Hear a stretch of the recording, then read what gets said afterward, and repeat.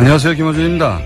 서울시가 가구소득과 미취업 기간 등을 기준으로 청년들 구직 활동을 지원하겠다며 월 50만 원 한도로 지급하는 청년수당 클린 카드라는 게 있습니다.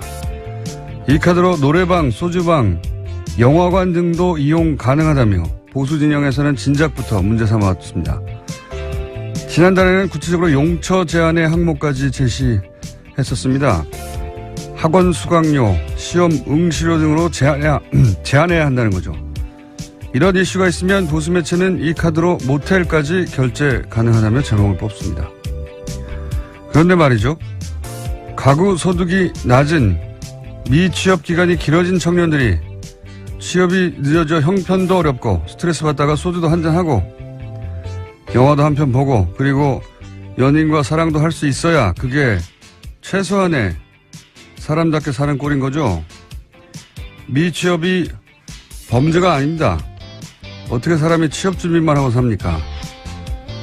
청년들이 그 카드로 모텔을 가는 게 염치 없는 게 아니고 기성세대가 다음 세대에 제대로 된 일자리를 충분히 만들어지 못한 사회적 책임을 학원 수강료 좀 지원해 주는 걸로 다 했다고 생각한다면 그게 염치 없는 겁니다.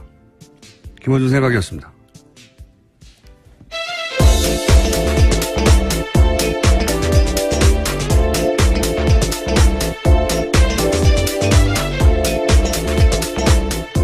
시사인의 김은지입니다. 네. 카드로 모텔도 가. 네. 이런 제목 잘 뽑아요, 보수 매체에서. 청년들 어딜 갑니까? 자기 집도 없는데. 자기들은 눈살롱 가면서. 자, 이런 뉴스 보면, 뭐랄까요. 공부하는 기계, 취업 준비하기 위한 기계, 그렇게 여기는 것 같아요. 예. 그리고 그것만 해주면 되지 뭘. 사람이 어떻게 그렇게만 삽니까? 청년을 바라보는 시각이 아주 단편적인 거죠. 그 특정 목적에 봉사하는 어떤 기계 같은 존재, 부속 같은 존재를 여기는 것 같아요. 그래서 딱 그것만 기름칠 해주면 된다. 사람이 어떻게 그렇습니까? 이걸 계속 문제 삼는 게 전, 이거 항상 보수 매체만 이런 거 문제 삼는 건지, 보수 정치인가. 자, 첫 번째 뉴스는요? 네, 사드 배치를 두고 정치권 공방도 치열했습니다. 여당인 더불어민주당은 그동안 사드 배치에 부정적이었던 점을 인식한 듯이 이번 배치가 임시라는 사실을 강조했습니다. 하지만 야3당은 사드 배치에 애매한 입장을 보였던 더불어민주당이 혼란만 부추겼다면서 비판했습니다. 자유한국당은 괴담 유포에 대한 사과를 요구했고요. 국민의당과 바른정당은 수용할 수밖에 없는 현실이라고 하면서도 더는 소모적인 논란이 없어야 한다라고 강조했습니다. 정의당은 임시 배치가 말장난에 불과하다면서 대선 공약 파기라고 비판했습니다. 정의당에서는 이렇게 주장할 수 있죠. 근데 어제 김종대 의원이 또 트럼프의 푸들로 전락했다고 그래가지고 논란이 또 한 번 됐죠. 예. 뭐 정의당은 일관되게 사드 반대를 했기 때문에 이런 얘기 할 수 있습니다. 근데 푸들로 전락했다는 좀 많이 나갔네요. 예. 여기 이제 영국의 토니 블레어가 이라크 전쟁 때 미국보다 더 적극적으로 파병했다고 해가지고 그때 이제 부시의 푸들로 불리면서 이제 푸들이라는 단어가 푸들 자체는 털 안 빠지고 좋아요. 예. 실내에서 기르기에. 그런데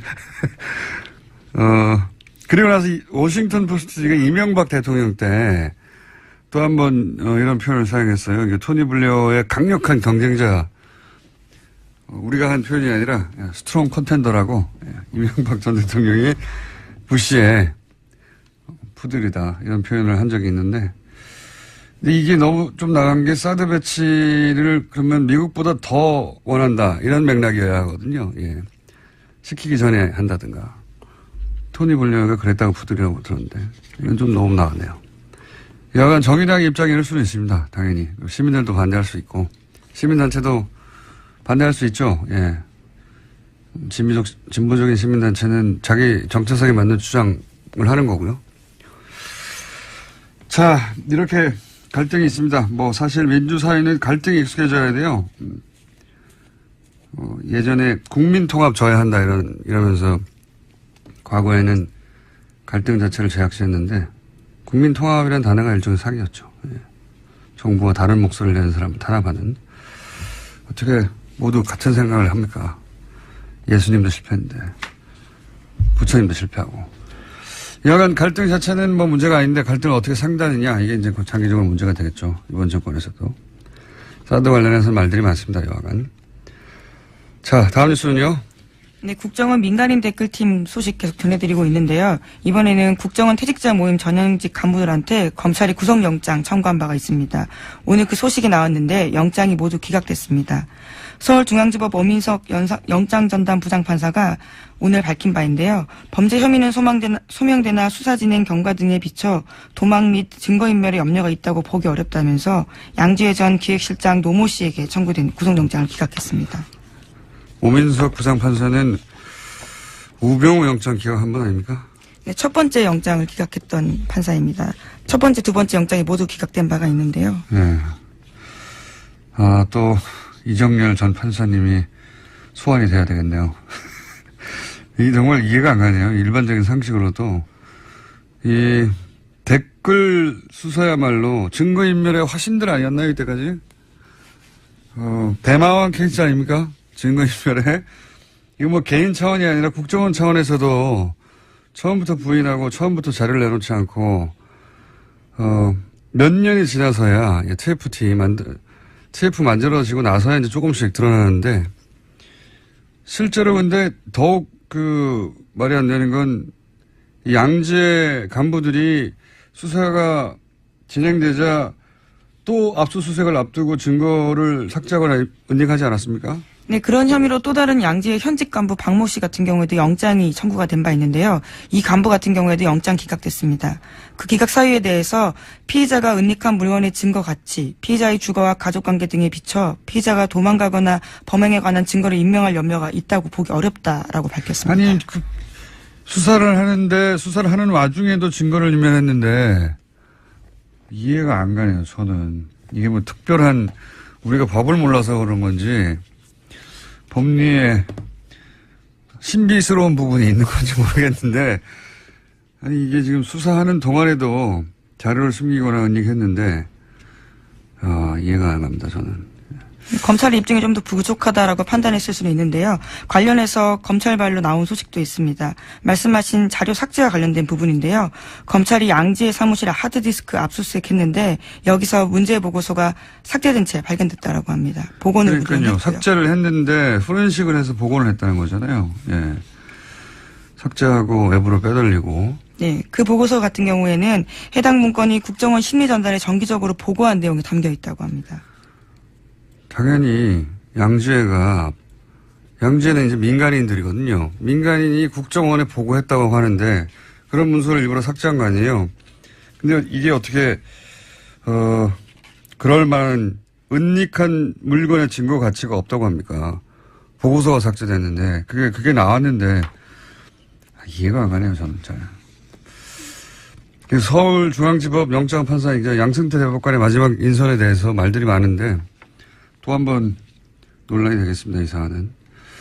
저희가, 이정열 판사님이 기상하시는 대로 새벽에 전화했는데 아직 안 일어났어요? 네. 오늘 새벽에 나온 결과여서. 네. 새벽에 설마 이게 기각될 줄 몰랐기 때문에 저희가 미리 섭외를 못 해주는 우를 보고 있네요. 네. 기상하는 대로 연결 한번 해보겠습니다. 자, 다음 뉴스는요. 네, 국방부가 어제 댓글 공작 진상규명 TF를 구성했다고 합니다. 국방부는 군사이버사령부가 2012년 대선 개입을 계획한 사이버 심리전 지침을 청와대에 보고했다는 의혹이 제기되자 TF를 구성해서 조사에 착수했다고 밝혔습니다. 뭐 보고했다는 의혹 정도가 아니죠. 보고했다는 당사자가 내가 보고했다고 했으니까 사실상 강력한 주장이 나온 건데 국정원 TF가 아시다시피 몇 달 돌아갔고 이제 사이버 사령부 부단장이었던 당사자가 이런저런 식으로 보고하고 그리고 활동을 했다는 증언이 나온 만큼 사이버 사령부도 이제 TF가 구성돼서 돌아가겠죠? 네, 청와대 국가안보실과 보고 및 협조 체계를 갖춰서 4개월 정도 활동할 예정이라고 합니다. 네, 이제 이렇게 되면 김관진 당신은 국방장관이죠. 네, 나중에 안보실장이 됐던. 사드하고도 뗄래야 뗄 수 없는, 사실상 사드는 김건진 주도하에 들어온 게 아니냐고 하는 지적이 많습니다. 그리고 새 정부가 들어서고 나서도 제대로 보고가 안 됐다고 하는 갖가지 논란의 한 중심에 있는 분인데 이번에 사이버사 댓글 공작이 공작으로 끝나는 게 아니라 당시 사인을 받고 보고했다는 문서가 나왔다는 거죠. 네, 어제 말씀드린 뉴스인데요. 청와대로 보고했다라는 거죠. 몇 분이 떨고 있겠군요. 자, 다음 수는요. 네, 최순실 씨의 변호인을 맡고 있는 이경재 변호사가 정유라 씨의 변호를 더 이상 맡지 않기로 했다고 합니다. 그러니까 변호사에서 사임을 한 건데요. 이 변호사는 지난 6일에 서울중앙지검에 정 씨의 변호사를 사임하겠다는 내용의 사임계를 제출했다고 합니다. 네. 다른 내용 진행하기 전에 요즘 문자가 이게 유행이군요. 아직 황교익 선생 코너 나오지 않았는데 오늘도 역시 시원하십니다. 이런 문자 나오고 막 여기 나오시는 게스트들이 자꾸 이제 개편 시간이 다 오다 보니까 본인들의 지인들과 친인척을 이용해서 아직 방송이 아직 안 나오는데 오늘 방송도 너무 좋았어요. 이런 문자가 너무 많이 오네요. 네. 자제해 주시고요. 최순실 씨, 뭐랄까요, 이게 가족사가 반복되는 듯한 느낌 한번 이야기한 적이 있는데 1세대에서 2세대로 재산이 넘어가는 과정도 굉장히 큰 의혹들이 제기됐었죠. 최태민 씨 아들 최재석 씨가 최태민 씨의 독서서를 제기했었죠. 1세대에서 2세대로 재산이 넘어갈 때 그런 큰 의혹이 있다. 밝혀진 바는 없습니다. 근데 구체적인 증언이 있었었는데 저희 방송에서도 다뤘었고. 근데 2세대에서 3세대로 넘어가는 저는 이제 이게 단순히 정유라 씨와 변호인단이 서로 뜻이 맞지 않다가 아니라 2세대에서 3세대로 재산이 넘어가는 과정의 갈등, 재산 갈등이 본질적인 거라고 보여집니다. 네. 그런 얘기도 일부 나왔었죠. 정유라 씨와 최순실 사이에 재산에 관련해서 주고받는 대화 일단락에 등장한 적이 있는데 본질적으로는 재산 갈등인 것 같아요. 어떻게 전개될지 굉장히 흥미진진한 부분이 있습니다. 네. 자, 이 뉴스는 저희가 한번 따로 집중적으로 취재를 해가지고 저희 단독이나 특종을 한번 보려고 노력해 보겠습니다. 네. 주진우 기자를 시켜서. 자, 다음 뉴스는요? 블랙리스트 관련된 뉴스도 나왔습니다. 박근혜 전 대통령의 블랙리스트 지시 의혹과 관련해서 김종덕 전 문화체육관광부 장관이 법정에 섰습니다. 여기서 박 전 대통령의 지시가 있었다라는 증언을 한 겁니다. 어제 재판 증인에 출석해서 한 말인데요. 관련해서는 구체적인 증언을 했습니다. 2015년 1월 9일에 대통령이 불러서 갔다라고 하는데요. 당시에 박 전 대통령은 영화 제작하는 사람이 문제다. 잘못된 영화를 보고 젊은이들이 잘못된 생각을 한다. 정치 편향적인 영화에 지원하면 안 된다. 관리를 잘하라. 이렇게 이야기했다라고 합니다. 이 워딩이 너무 명시적이고 구체적이에요. 영화 제작하는 사람들이 문제다. 잘못된 영화를 보고 젊은이들이 잘못된 생각을 하면 안 되니까 그런 영화 지원하면 안 된다는 거잖아요. 관리를 잘하라고 아예 말을 한 거죠. 하면 안 된다. 소위 이제 지원 배제죠. 블랙리스트.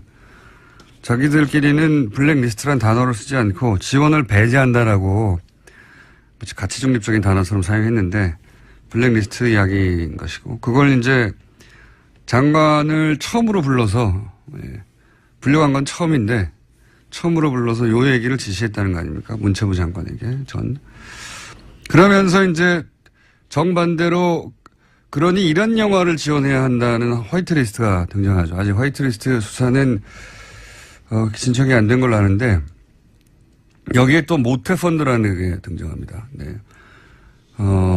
공공펀드인데 어마어마합니다. 자금 규모가.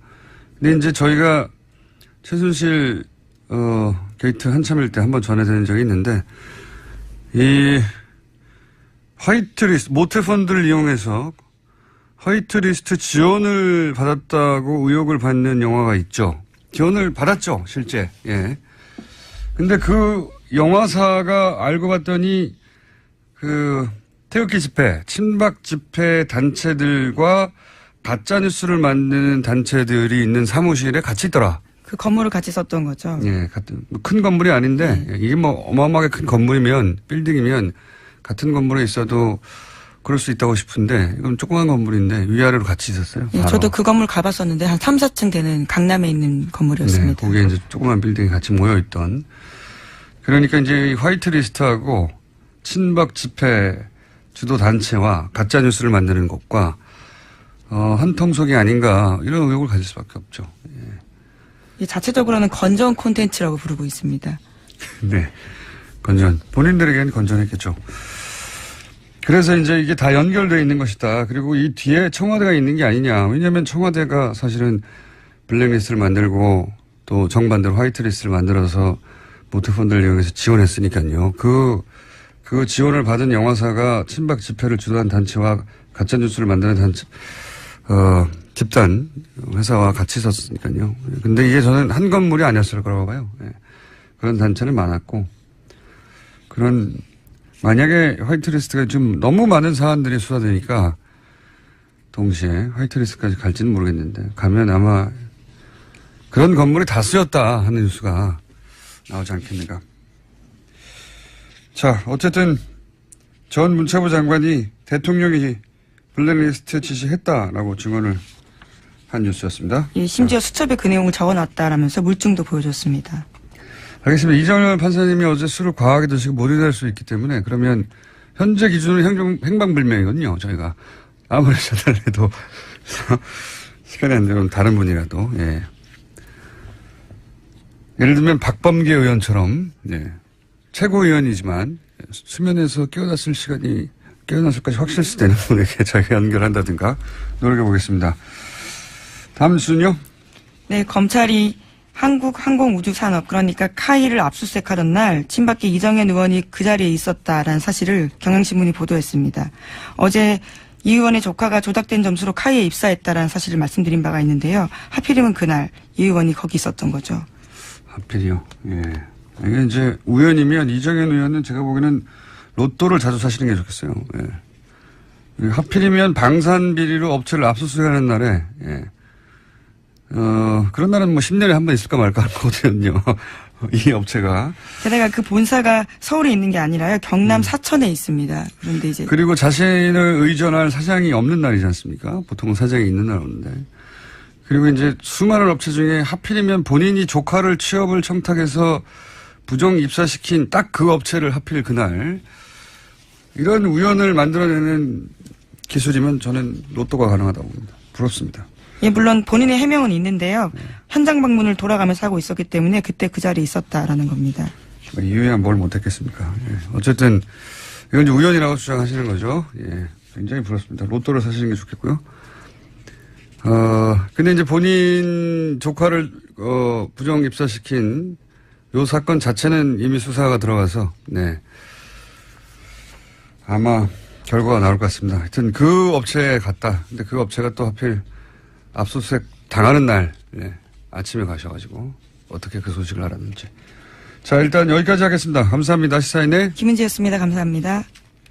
자, 어제 저희가 잠깐 전해드렸는데 트럼프 정부가 다카 프로그램 불법 체류 청년 추방 유예 프로그램 오바마 정부가 시행한 프로그램이죠. 이 결정으로 미국 전역에서 반발이 일고 있는데 한인사회 분위기는 어떤지 저희가 잠깐 짚어보겠습니다. 미국 시민참여센터 김동석 상임이사 연결됐습니다. 안녕하세요, 이사님. 네, 안녕하세요. 뉴욕입니다. 미국이시군요. 알고 전화드렸습니다. 미국인 줄. 자, 네. 예, 지난 주말 한국에 계시더니 벌써 미국 가셨네요. 이 다카 폐지 이 급한 일 때문에 들어왔습니다. 우리 일이 이런 거기 때문에요. 아, 그렇군요. 우선 다카가 어떤 프로그램인지 간단히 설명해 주십시오. 다카는 이민자 관련된 건데요. 2012년 말씀하신 것처럼 그 오바마 대통령이 대통령 명령으로 이를테면은 어린 나이에 16살 미만입니다. 스스로 어떤 것도 결정할 수 없는 아주 어린 나이에 본인 의지와 관계없이 이제 부모 손에 이끌려서 미국에 온 불법 체류자가 된 이런 사람들이 이 사회인이 되면서 무엇도 아무것도 할 수가 없었습니다. 추방 대상이 되기 때문에요. 그래서 그런 사람들은 누가 봐도 미국 시민이니까 오랫동안 미국에서 생활했기 때문에 그래서 추방을 막아줌으로 해가지고서 성인이 되면서 이런 사람들이 이제 그 운전면허증도 받을 수 있고 또 학교도 대학을 갈 수도 있게 하고 또 취업도 할 수 있고 이렇게 하도록 오바마 대통령이 2012년 6월 달에 이제 대통령 행정 명령으로 추방 유예를 시킨 이제 대통령 명령입니다. 이게 닥합니다. 네. 뭐 인도주의적 조처라고 사실 그때 당시 뭐랄까 찬성하는 특히 이민자 2세대들은 찬성하는 환영을 받았었는데 이 대상자가 굉장히 많았죠. 지금도 계속 늘어나고 있죠. 그렇습니다. 사실은 이게 왜 나오게 됐나 하면은, 뭐 다 들으셨겠지만 드리머라는 얘기가 이제 통용되고 있습니다. 뭐냐 하면은, 불법 이민자들의 자녀로 미국에 와서 교육받고 고등학교를 졸업했는데, 대학을 가려니까 이제 서류 미비자기 때문에 대학도 못 가고 이런 사람들이 1년에 거의 한 7만여 명씩 나타나는 거였어요. 2000년대 들어서. 예. 그래서 이거를 아시겠지만은 911 테러 이후에 이민자들을 의심이 간다. 그래서 이민자 그룹을 불법 이민, 합법 이민으로 나눈다. 이런 논란이 될 때 불법 이민을 추방하는데 그중에서 우리가 보호해야 될 거는 이렇게 어린 나이에 미국에 와서 계속 미국에서 교육받고 미국 생활에 익숙한데 어디 추방해도 이게 미국 시민인데 그래서 이 사람들을 드리머죠. 이런 사람들을 영주권을 주자. 드림 액트입니다. 계속 이 드림 액트를 의회에서 제기해서 친이민적인 당인 민주당이 계속 이걸 통과시키려고 했는데 심지어는 오바마 정부가 들어와가지고 2008년부터 2012년까지도 통과가 안 됐어요. 네. 공화당의 벽 때문에. 그래서 오바마 임기 두 번째 첫 해인 2012년에 안 되겠다. 오바마 대통령이 이거는 비인간적이다. 적어도 어렸을 때 온 미국 시민일 수밖에 없고 나가면은 미국 시민인데 해가지고 이거를 영주권은 주지 못하지만 법이 통과가 안 돼가지고 그래서 다카라는 걸 만들어서 추방되는 건 막자. 그랬던 게 이제 다카고 그래서 이렇게 만들어지고 드리머라는 말이 이렇게 해서 이제 생겨난 그렇죠. 겁니다. 아니 유치원 때 왔는데 본인은 불법의 인식조차 없고 결정권도 없는데 결국은 미국 교육을 평생 받았는데 갑자기 떠나라고 하면 갈 곳도 없고요. 그래서 이제 이런 법안이 만들어진 건데 실제 그리고 또 이런 사람들이 뭐 실리콘밸리나 이런 곳에 많이 취입해서 미국 경제에도 도움이 된다 이런 인식도 있고요. 그런데 갑자기 지금 트럼프 대통령은 그 사람들도 평생 어릴 때부터 교육받아서 평생 미국에 자란 사람들 나가라는 거잖아요. 이렇게 되면 여기에 해당되는 한인의 규모는 얼마나 됩니까? 한인이 일반 지금 이 다카 폐지에서 어제 오늘 일반 언론에 뭐 7,000명, 10,000명 그러는데요. 사실 이거는 7,000명, 10,000명은 2012년 시행될 때 추방을 면제받으려고 신고한 사람들의 숫자였습니다. 2년마다 갱신을 하는데요.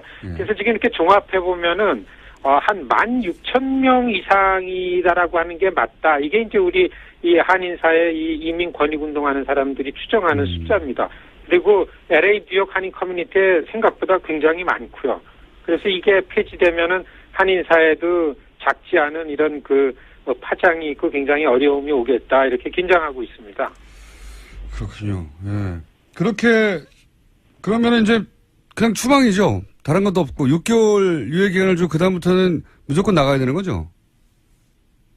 그렇죠. 6개월 이제 지난 화요일 날 이 대통령이 뻘쭘하니 법무부 장관을 시켜서 폐지 선언을 시켰습니다. 그날 아침에 트럼프 대통령이 그 트위터를 알렸잖아요. 의회가 6개월 동안 다카에 대해서 일할 준비를 해라. 6개월 동안 어떤 대체 법안이 되지 않으면은 6개월 이후에는 이제 고스란히 이미 신고를 했습니다. 이거는 데이터베이스에 나는 불법 체류자로서 누가 여기 있다라는 걸 다 신고를 해서 혜택을 받고 있다가 고스란히 이 사람들은 그냥 추방 대상이 되어버립니다. 오히려 스스로 신고한 사람들이 이제 추방 대상 명단에 확보되는 거니까. 아하. 그 명단들은 그렇습니다. 그래서 많은 사람들이 그 미국에 있는 현실적으로 있는 시민들이 미국 정부를 신뢰하지 못하게 하는 아주 비인간적인 처사다. 이런 비판이 훨씬 더 많습니다. 그렇죠. 미국 정부에서 신고하면 신고하면 유예시켜주겠다고 한 게 바로 직전 정부인데 이번에는 그 신고한 명단을 이용해서 바로 추방하겠다는 거잖아요. 예. 훨씬 불안해지는 거죠. 그렇군요. 네. 한 가지만 더 여쭤보겠습니다. 이렇게 되면 이제 그 말씀하신 대로 굉장히 많은 사람의 숫자들이 갑자기 일시에 한인 사회뿐만 아니라 추방되게 됐는데 젊은 세대가 특히 한인 사회에서는 앞으로 어떻게 대응할 계획이십니까? 한인 사회에는 한 6천 명 이상, 이 전체적으로 한 85만 내지 90만 명이 다카 수혜자였었습니다. 사실 이거를 어떻게 추방시키는 데는 간단치 않을 거고 어떻게 해서든지 6개월 이내에 어떤 대체 법안이 나오는데 이제 초점을 맞춰야 되는데 사실 저희가 이 일을 본업으로 하고 있는데요. 이민자 단체들하고서 목표는 드림 액트를 통과시키는 겁니다. 그래 이 미국 사회에 일반적으로 분위기는 조성이 됐는데 문제는 이제 미국이 트럼프 정부가 들어오면서 아주 두 가지로 나눠졌습니다. 도시와 농촌과 그리고 민주당과 공화당과 백인과 비백인, 반이민과 친이민 이렇게 나눠졌기 때문에 모든 지금 활동은 어떻게 해서든지 이 드림 액트를 겨냥해서 기대는 내년도 중간 선거에 하원이라도 민주당이 다수당이 되면은 다른 드림 액트가 통과되지 않더라도 다카 같은 다른 어떤 구제 옵션 같은 걸 만들어내지 않을까. 오늘서부터 그동안 질이 멸련했던 민주당이 더 이상 이러면 안 되겠다. 지도부가 좀 어떤 구심점을 찾는 노력이 아주 눈에 보이는데요.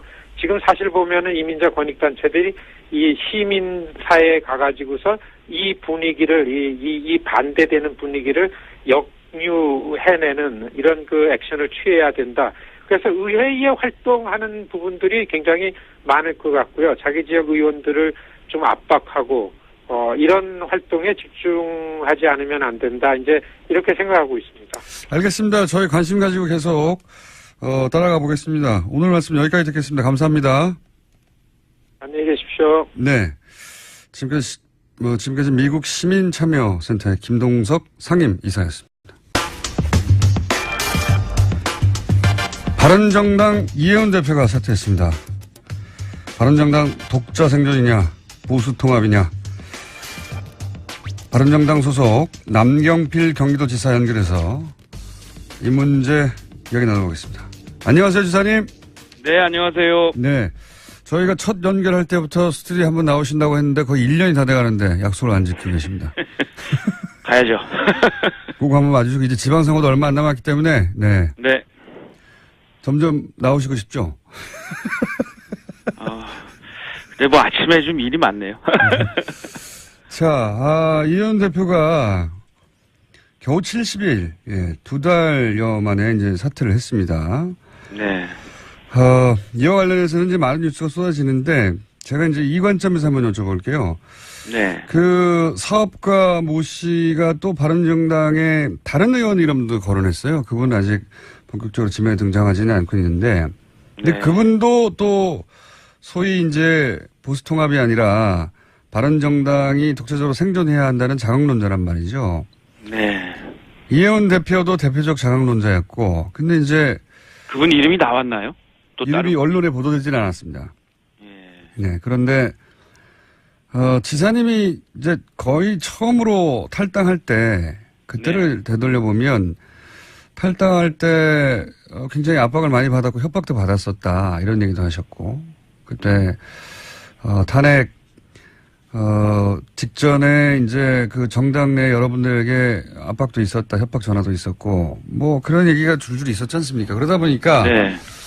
혹여 그러니까 이혜원 대표가 잘못한 부분은 잘못한 부분이고요. 그건 이제 네. 법정에서 이제 시비가 갈라질 것 같은데 혹여 이 사태가 좀 미심쩍다 이런 생각은 안 해보셨습니까? 뭐 그런 얘기들은 많이 하더라고요. 이게 혹시 그죠? 흔히 얘기하는 작업의 결과가 아니냐. 네. 이런 얘기도 하는데 그건 뭐 알 수가 없으니까요. 근데 좀 찝찝하긴 하시죠? 네, 뒷맛이 개운치는 않습니다. 그렇죠. 네. 왜냐하면 이제 대표적인 걸림돌들이 결과론인지 누가 설계를 했는지 모르겠지만 여하간 그 효과는 자강론자들이 이제 정치 전면에서 이렇게 밀려나고 있다 이렇게 보여지니까 찜찜한 구석이 본인도 소위 자강론자 아니십니까? 그렇습니다. 예. 네. 그래서. 근데 뭐 자강론과 통합까지는 아닌데 뭐 앞으로 정책연대 이런 것들은 전 다 열려 있기 때문에 꼭 자강론 뭐 통합론 이렇게 나눌 필요는 없는데 기본적으로 저는 바른정당의 창당 초심을 늘 돌아봐야 한다 그런 생각을 갖고 있습니다. 그런데 이제 지금 큰 흐름은 예를 들어서 지금 원내대표, 바른정당의 원내대표도 그렇고 자강론이라고 불리는 파가 점점 이렇게 찌그러지고 있기 때문에 통합론으로 가는 거 아니겠는가. 홍준표 대표도 그런 구상인지 갑자기 타이밍 절묘하게도 박근혜 전 대통령 출당한다고 하고 그러면서 이제 그동안의 걸림돌이었던 이런 걸 제거하려고 하는 움직임을 보면 홍준표 대표는 본인 업적으로 아마 통합을 해내는 걸 업적으로 삼으시려고 하는 것 같아요. 그렇게 보이는 것 같은데요. 저는 근데 그 전제 조건이 네. 박근혜 대통령 출당하고 나면 무슨 통합 이런 거는 지금 저희 구성원들 이렇게 얘기 들어봐도 그런 것이 무슨 통합에 다 이 조건이 충족됐다라고 생각하는 분은 없습니다. 뭐가 더 있습니까? 그러면 애당초 얘기했던 게 사실은 자유한국 그때 새누리당 해체였거든요. 예, 그랬었죠. 그 해체라는 게 결국은 이 당에 남아있는 적폐 과거에 이 국정농단 세력에 적극 협조했던 이런 분들을 이제 출당시켜야 되는데 그게 안 되니 나와서 새롭게 당을 건설하자 이런 취지였거든요. 그런 것들이 충족 안 되면 지금 통합한다는 거는 바른정당에서 그런 생각을 갖고 있는 분은 전 못 봤습니다. 근데 박근혜 대통령 출당 이후에 8적이라고 하지만 10명 단지지 않습니까? 그분들도 만약에 출당시키고 이런 조치가 있으면 그러면 통합도 가능하다는 얘기. 근데 그게요, 출당이요. 네. 어렵습니다. 그러니까 거의 불가능해요. 모든 구성원들의 동의가 없이는 네. 그게 불가능한 게 그게 안 되니까 이제 바른정당 창당한 건데요. 국회의원을 출당시키려면 3분의 2의 동의가 필요한데 그게 현실적으로 어렵습니다. 과거에 민주당 쪽도 이제 대선 패배나 이런 거 이후에 이렇게 당이 나눠지기도 하고 나가기도 하고 그랬는데 대부분 그 당을 해체하지 못하고 탈당하는 방식으로 했던 이유가 그렇게 쉽지가 않습니다. 현실적으로. 그게 그래서 쉽지가 청산이 되지 않을 거기 때문에 그 기본 전제도 통과가 어려워서 네. 그런 건 전망하기 어렵다 이렇게 보시는 거군요. 예. 그렇습니다. 일단 그런데 이제 그렇게 통합하려고 하는 움직임이 활발한 건 사실이죠. 그런 거를 원하시는 분들도 있고 그게 정답이 아니다라고 얘기하는 분들도 있고 지금 당 안에는 여러 목소리가 혼재되어 있는데요. 그거 어느 쪽으로 특히 이제 탈당 다시 또 통합하자라는 목소리가 대세이거나 이렇지는 않습니다. 제가 알기로는요. 그렇군요. 유승민 의원이 그러면 비대위원장으로 등판합니까? 그럴 가능성이 높습니까? 지금 논의들을 하시는 것 같은데요. 네.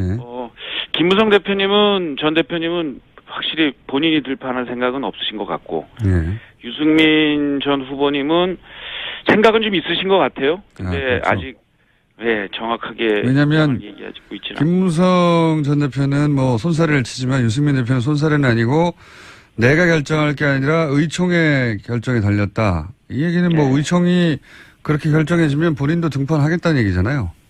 제가 볼 때는 가능성이 있다고 봅니다. 예. 이게 바람직할까요? 지금 굉장히 이례적으로 대선 3개월 만에 대선 후보들이 다 당대표로 재등장하는데 이게 바람직한 현상입니까? 근데 그거 바람직하고 아닌 거는 둘째 치고라도 바른정당 입장에서는요. 지금 찬밥도 엄박 가릴 게 없습니다. 지금 정말 바른정당은 절대정명의 위기고 그래서 우리 당이 지금 어떻게 살아나가면서 우리의 창당 초심을 지켜나가면서 당이 우뚝 설까 여기에 초점을 맞춰야죠. 예를 들어서 지사님과 함께 탈당 첫 번째 물결이었던 김용태 의원이나 이렇게 젊은 중진들이 비대위원장으로 확 나서주면 분위기도 쇄신될 것 같은데 그런 움직임은 그런 없나요? 논의도 지금 되고 있어요. 보니까. 예. 그래서 아마 이번 주말에들 좀 모이지 않을까 싶거든요. 예. 그래서 그런 논의들이 좀 조율이 되겠죠. 하여튼 기존 방식대로는 안 되고요. 예. 뭐 유승민 전 후보가 됐든 뭐 김용태, 김세연, 뭐 하태경 뭐 이런 분들 얘기가 나오던데 그런 분들이 됐던 아예 당이 이거 확 바뀌었다. 그리고 진짜 제대로 된 보수 만들기 위해서 바른정당이 몸부림치는구나 이런 국민적인 공감을 얻지 않으면 큰일 납니다. 자, 요 얘기도 한번 여쭤볼게요. 자유한국당 얘기도.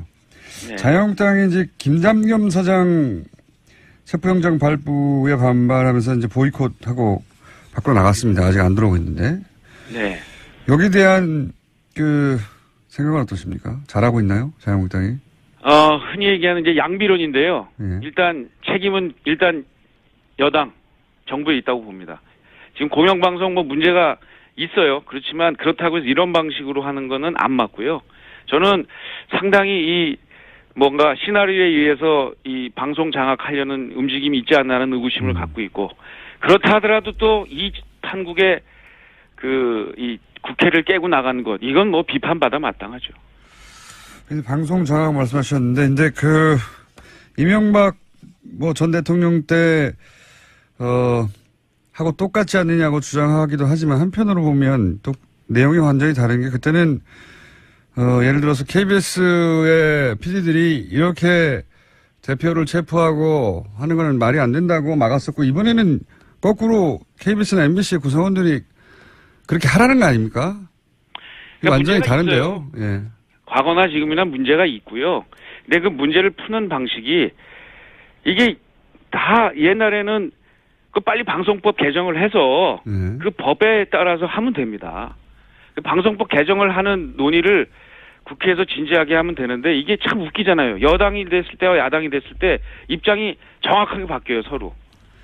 저 같은 경우에는 야당일 때도 지금 방송법 나와 있는 지금 하자고 하는 그 여당 혼자서는 도저히 그 방송국 사장을 임명할 수 없도록 만드는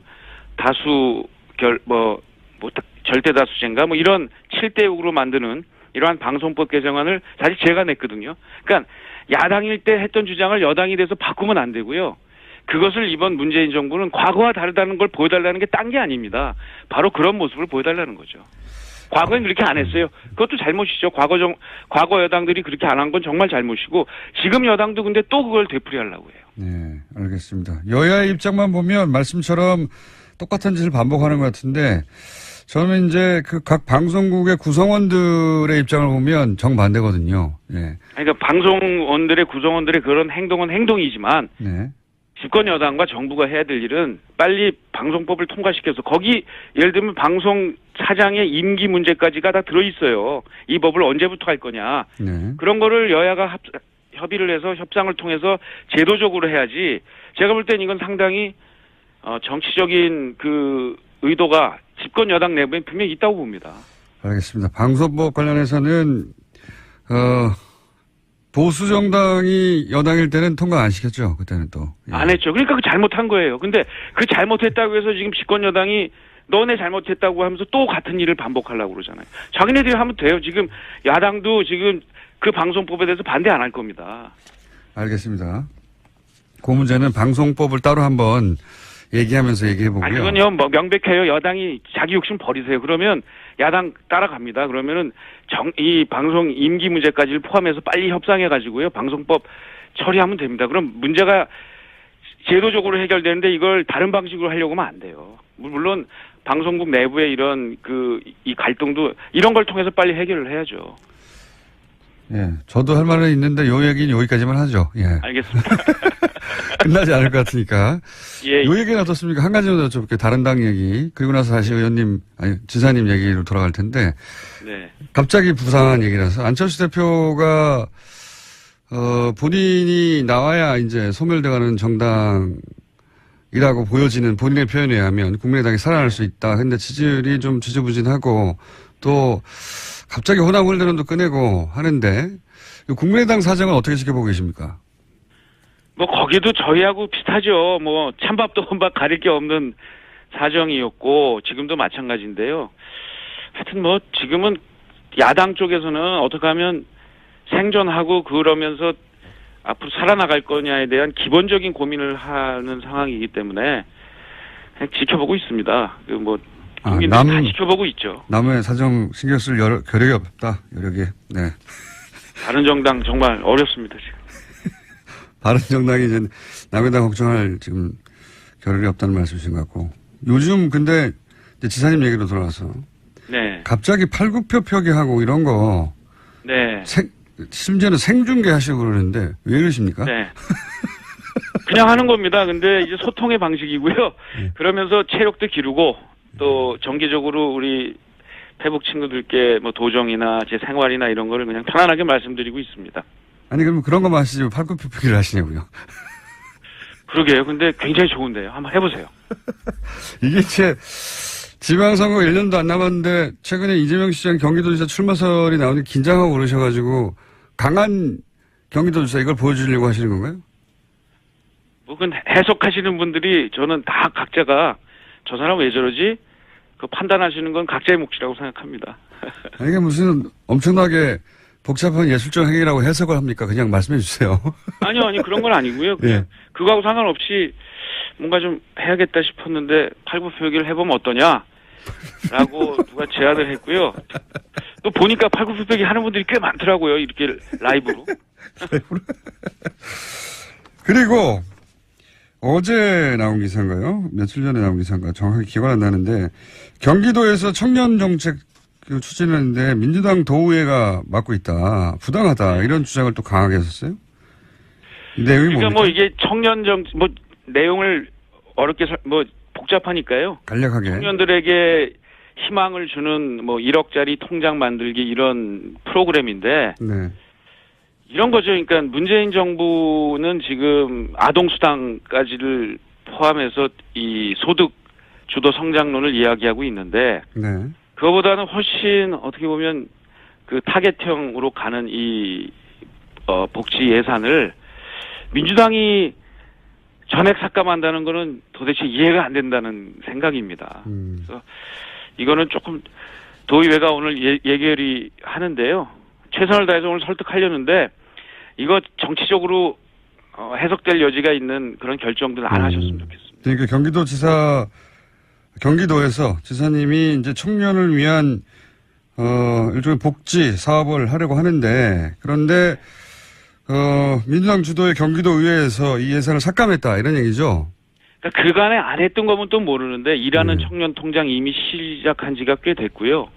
청년들에게 주거 그리고 보육 또 이 사교육 절감 이런 것들을 만들어주는 정책들 이미 도의회하고 협력하고 예산 다 통과시켜서 했는데 예. 굳이 이제 소득을 좀 올려주고 청년들에게 자산을 형성시켜주겠다는 이 정책을 왜 반대하는지 너무 인기가 좋아. 이게 지금 굉장한 폭발적인 인기를 반응을 얻고 있거든요. 둘 중에 하나 이런 정책을 아닐까요? 왜 반대하는지 모르겠어요. 둘 중에 하나 아닐까요? 그러니까 그렇게 좋은 거면 진작에 하지 안 하고 있다가 임기 얼마 안 남았는데 하는 게 이게 선거용 선심성 아니냐 이런 태클이거나 아니면 지사님 말씀처럼 그 계획이 너무 좋아서 지사님 인기가 올라갈까 봐. 아니 그러면 안 되죠. 둘 중에 하나 아닐까요? 예. 이걸 선심성이라고 그러면 정말 우리 문재인 정부가 하고 있는 여러 복지 정책 그건 뭐라고 표현해야 될지 모르겠어요. 그러니까 이게 선심성이면 그건 포죽이죠. 그렇게 이 잣대가 달라서는 안 된다고 봅니다. 정치적 견제일 수 있다 이렇게 말씀하시는 것 같고 제가 직접 심의하지 않아서 모르겠는데 우리나라 여야 관계를 보면 정치적 견제일 수도 있을 것 같아요. 예, 억울하실 수 있을 것 같은데 예. 근데 야당도 문재인 정부 출범할 때 첫 추경 때 일부러 몇 달 끌면서 골탕 먹였지 않습니까? 그때 지사님도 정부 편 안 들어주셨잖아요. 예. 저는 정부 편 들었죠. 저는 필요한 일자리 공무원 충원 해야 된다고 얘기했잖아요. 자, 그러면 이게 둘 중에 하나 아닙니까? 선심성이라서 나쁜 정책이라서 아니면은 진짜 좋은데 인기를 끌까 봐. 둘 중에 하나죠. 모르겠어요. 그건 도의원님들한테 더 여쭤봐야 되는데 진심은 잘 말씀 안 해주신 것 같습니다. 오늘 한번 다 민주당 대표님을 포함해서 다 만나 뵙고 도움 요청하겠습니다. 이재명 시장님하고는 자신 있으십니까? 저는 아주 좋은 상대라고 보고요. 아마 출마하실 것 같은데, 저도 출마하게 되면 아마 멋진 승부가 될 것 같습니다.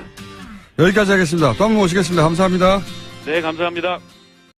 앞서 브리핑 시간에, 국정원 외곽팀 구속영장 기각 소식 전해드렸고, 이 기각에 대해서 저희가, 해설 전담 판사, 이정렬 판사를, 섭외하라고 하였으나, 아직 행방불명인 관계로, 더불어민주당 적폐청산위원회에서 활동하고 있는, 법조인 출신 박주민 의원 전화 연결 대신했습니다. 안녕하십니까, 의원님? 예, 안녕하십니까. 네, 대타로 나오셨습니다. 네. 예, 아침에 급하게 전화 주셔가지고 깜짝 놀랐습니다. 네. 요 영장 기각건 아시죠? 네, 알고 있습니다. 예. 네. 양지회 전 기획실장 네. 등 이분에 대해서 증거인멸의 염려가 없다고 기각을 했어요. 어떻게 보십니까? 일단은 이번에 영장이 기각된 게 두 건인데요. 예. 하나는 이제 양지의 그 간부로서 이제 원세훈 전 원장과 동일한 혐의로 구속영장이 청구된 케이스고, 또 다른 간부도 양지의 현직 간부인데, 문제는 이제 두 번째 지금 말씀드리는 케이스, 박모 씨의 케이스의 경우에는 아예 범죄 혐의가 증거 은닉이에요. 그러니까요. 예. 예, 증거 인멸의 우려가 있을 경우에 구속영장이 청구되는데, 아예 혐의 자체가 증거를 인멸하고 있었다, 은닉하고 있었다라는 거였는데도 불구하고 영장을 기각했다는 것 자체가 상당히 이해가 안 되는 거죠. 그리고 굉장히 드문 케이스고요. 예. 아니, 이게, 은멸에 우려가 있다가 아니라, 은멸을 하고 있어서 지금 구속영장을 신청했는데, 그런데 그 기각의 이유가 인멸할 염려가 없다. 이게 전 말이 안 되는 것 같은데, 상식적으로는. 맞습니다. 그래서 사실은 좀 그런 부분이 이해가 안 되고, 앞서 말씀드렸던 케이스인 노 씨의 경우에도 사실은 수사 진행 경과 등에 비춰봤을 때 구속의 필요성이 없다, 도주의 의료가 없다라고 하는데, 수사의 핵심은 이분들이 누구의 지시를 받았느냐도 해당이 될 것입니다. 그렇다면은 그분은 아직 수사가 제대로 진행되었다고 보기 어렵기 때문에 앞으로 더 많은 수사가 진행이 될 것이다라고 봐야 되고, 그렇다면은 이분들이 이제 윗선이라든지 이런 것들을 숨기기 위해서 도주할 우려가 오히려 있다고 봐야 되겠죠. 예. 그리고 증거인멸은 국정원은 증거인멸의 끝판왕 아닙니까, 이때까지? 네. 그래서 두 케이스 전부 다 영장 기각에 대해서 저로서는 사실 납득하기가 좀 어려운 것이 사실입니다. 양승태 대법원장의 이제 영장 전담 판사 마지막 인선에 대해서 왜냐면 지금 이번에 영장을 기각하신 오민석 부장판사가 사실 우병우 영장도 기각했던 분이라서 그렇고, 또 다른 최근에 1년의 영장 기각들이 잘 납득이 안 간다고 하는 여론이 많아서 마지막 인선에 대해서 말들이 좀 많지 않습니까? 예. 사실은 이제 인사를 할 수 있는 범위 중에 가장 중요한 것이라고 꼽히는 것 중에 하나가 바로 영장 전담 판사들입니다. 네. 왜냐하면 영장을 발부하느냐 마느냐를 두고 수사의 어떤 가능성이라든지 수사가 어떤 결말을 맺는지에 대해서 많은 영향을 미친다고 판단을 하고 있기 때문인데요. 네. 근데 이제 영장 전담 판사들을 이제 사실 조금 법원장들이 자신의 어떤 말을 좀 잘 듣는 사람들로 또 한다, 이런 또 논란들도 계속 있어 왔거든요. 예. 그래서 사실은 이제 영장 전담 판사 이분을 이제 임명한 것이라든지 이런 것들을 두고 우려가 좀 있었었는데, 방금 말씀하셨던 것처럼 이제 우병우 전 수석에 대한 영장 기각이라든지 좀 약간 정치적인 판단을 좀 하고 있는 것 아니냐, 예, 그런 느낌이 좀 강하게 좀 들고 있습니다. 예. 이 영장 기각으로 외곽팀, 민간인팀 수사에 차질이 빚어질까요? 그런 우려가 있는데. 그렇습니다. 특히 이제 박모 씨의 경우에는 아예 증거를 인멸하다가 구속영장이 청구가 됐는데도 불구하고 구속영장이 기각됐기 때문에, 일단은 다른 관여자들도 전혀 이제 두려움 없이 증거인멸이라든지 이런 것들을 할 수도 있을 것이고요. 그렇죠. 또 예. 지속적으로 이제 만나서 서로 말을 맞춘다든지 하는 것도 할 수 있게 된 것이죠. 그렇죠. 그리고 예. 윗선에 대한 수사나 이런 것들을 하려면은 집중적인 조사, 이렇게 필요한데, 이제 영장이 기각되면서 이제 수사를 그렇게 속도를 내기가 어려운 상황을 맞이했다고도 볼 수 있거든요. 그래서, 여러 측면에서 수사는 상당히 좀 어려워지는 것 아닌가라고 걱정이 좀 됩니다. 예.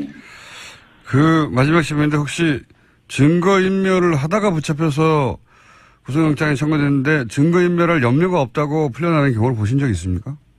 저는 솔직히 본 적이 없고요. 그리고 대부분의 아주 흔한 범죄들도 뭔가 다른 공모자들이 있다고 의심이 될 경우에는 웬만하면 영장이 좀 발부가 되면서 다른 공모자들에 대한 수사가 신속하게 진행될 수 있도록 해줍니다. 예. 그런데 이 경우에는 아까 말씀드렸던 것처럼 이제 윗선이라든지 또 보다 많은 관계자들이 있을 것이다. 이렇게 판단이 되는 사건이잖아요. 그러면 사실은 이제 구속영장을 발부해줘서 수사의 편의를 좀 봐주는 그런 관행들이 있는데 그런 관행들이 좀 비춰봤을 때도 좀 거리가 먼 판단이죠. 예. 알겠습니다. 오늘 여기까지 하고요. 예. 갑자기 저희가 연락드렸는데 일어나 주셔서 감사하고. 예. 다음에도 이정열 판사님이 연결되면 대타로 부탁드립니다. 오늘 말씀 감사합니다. 예. 네. 급히 저희가 섭외했는데 응해주신 더불어민주당 적폐청산위원회 박주민 의원이었습니다. 천둥번개 시간입니다. 네. 천둥번개 시간인데 저희 PD가 이 방송만 시작되면 자기가 이 방송에 빠져가지고 천둥번개를 잊어버려요. 예. 오늘은 꼭 천둥번개가 정확한 시간에 내려치기를 간절히 기원하면서 안원구 전 대구지방국세청장님 나오셨습니다. 안녕하십니까. 안녕하십니까. 네. 다른 이야기 하기 전에 저희가 이 코너를 진행하면 문자가 참 많이 옵니다. 어떤 문자가 오냐면 어떻게 후원할 수 있냐. 사비로 맨날 이 재산 추적을 하고 해외를 다니시니까. 예. 근데 이제 방법이 없었거든요. 방법이 없어요, 실제로. 예. 네. 개인이 기부를 할 수도 없고 방법이 나왔습니다. 책을 쓰셨어요. 책을 쓰셨는데 책 내용이 나온 다음에 천둥번개가 쳐야 되는데 책을 쓰셨는데 이 책이 또 오늘 이야기할 주제하고 딱 또 연결이 됩니다. 국세청은 정의로운가? 무서운 이야기입니다. 국세청은 과연 정의로운가? 국세청을 가장 잘하는 분이 국세청을 해부했어요. 예. 그러면서 최순실 은닉재산 프로파일링이 다 여기 엮여서 들어갑니다. 그죠? 예. 예. 자랑스러우십니까? 제 입으로 그렇긴 그렇고, 우리 공장장님도 그 저수지 게임이라고 만들지 않았습니까? 자랑스러우십니까? 저는, 그 얘기는 제가 방송 중에, 제가 제작자라서 이해 충돌이라고 하는 용어가 있잖아요. 그래서 제가 할 수가 없는데. 저도 제 책 이야기는 저수지 게임 이야기로 대신하겠습니다. 뭔가 이렇게 주고받는 느낌인데. 약간 이 책은, 안원구 청장님이 그동안 민간인으로 그냥 사비로 쭉 이어온, 예, 활동을 압축하기도 했고, 그리고 또 지금 국세청 국정원 TF처럼 국세청 TF도 만든다고 하잖아요. 예, 지금 만들어서 활동한다고 하고 있습니다. 예. 근데 이제 하고 연결돼서 국세청 TF가 과연 성과를 낼 수 있을까에 대한 우려가 많으시다고. 예. 왜 그렇습니까? 사실 이제 국세청에서도 지금 TF를 만들어서 과거의 정치적 세무조사라든지 또 세간의 문제가 태광시럽 같은 건. 예. 이런 건들에 대해서 이제 한번 새로 점검하고 앞으로 이제 그런 일을 하지 말자는 취지에서 지금 맞는 것 같은데 이게 사실은 밖으로 이렇게 이야기할 일이 아니고 우선은 내부적으로 제일 잘 아는 사람들이 국세청 내부인들이지 않습니까? 그렇죠. 굉장히 어렵잖아요. 국세청 업무라는 게. 그래서 그런 내부에서 이 문제를 스스로 자각하고 반성하지 않으면은 밖에서는 사실 알 수가 없죠. 전혀 내용을 어떤 게 정치적 세무조사가 일어났는지도 보통 모르지 않습니까? 숫자만 봐가지고는 숫자밖에 없잖아요. 그렇죠. 그리고 이게 또 개별적인 세무조사 사항에서는 우리가 국세청의 그 81조에 의해 가지고 비밀 유지 의무가 있습니다. 그래서 네. 밖으로 밝히지도 않는다는 그 핑계를 대는 거거든요. 그래서 제일 중요한 거는 본인들이 직접 제일 잘 아니까 내부에서 이것을 다 파헤치고. 근데 그게 좋은 방법이지만 그게 잘 안 되지 않습니까? 그래서 이제 걱정이죠. 그러면 국세청 출신으로 구성된 TF가 외부에서 투입되는 게 제일 좋은 방법이겠네요. 이제 뭐 그렇게 될 수 있다면 좀 그것도 큰 좋은 방법이 되겠죠. 네. 예를 들어서 안원구 원장님 같은. 그 말씀을 하시고 싶어서 자 번개. 또 지나갔네. 자, 혹여 국세청 출신이 아닌데 TF에 참여하게 되는 분들은 반드시 국세청은 정의로운 거예요. 책을 읽으시고. 그리고 국세청 내부의 눈으로 국세청을 대해부한 뭐가 문제인지 궁금하신 분들 혹은 그 과정에서 최순실 은닉 재산이 어떤 식으로 숨겨졌는지 은닉되었는지를 도표도 있네요. 막. 예. 제대로 이해하시고 싶은 분들은 예, 안홍구 청장님이 책을 썼습니다. 국세청은 정의로운가. 예. 자, 후원하시고 싶은 분들은 이 책을 사는 방법이 있다. 제가 알려드리고요. 예. 책 재미 있습니까? 제 입으로는 그렇고 저수지 게임 재미있습니까? 재밌어요. 많은 분들이 재밌다고 해요. 네. 사실은 이 책과 그 영화의 목적은 똑같아요. 예. 예. 그렇습니다. 단순히 문제 제기를 하는 게 아니라 범위를 잡자는 거죠. 그렇습니다. 범위를 잡자는 것이고, 예. 자, 번개 한번. 범위를 잡자. 예. 자, 그러면서 이제 그 TF를 구성한 이유가 결국은 과거에 세무조사 중에 이게 정상적인 세무조사가 아니라 반대편을 치기 위해서 정치적으로 만든 세무조사. 그렇습니다. 를 찾아내려고 하는 건데 그 대표적인 사례가 바로 본인이 연루되었던 예.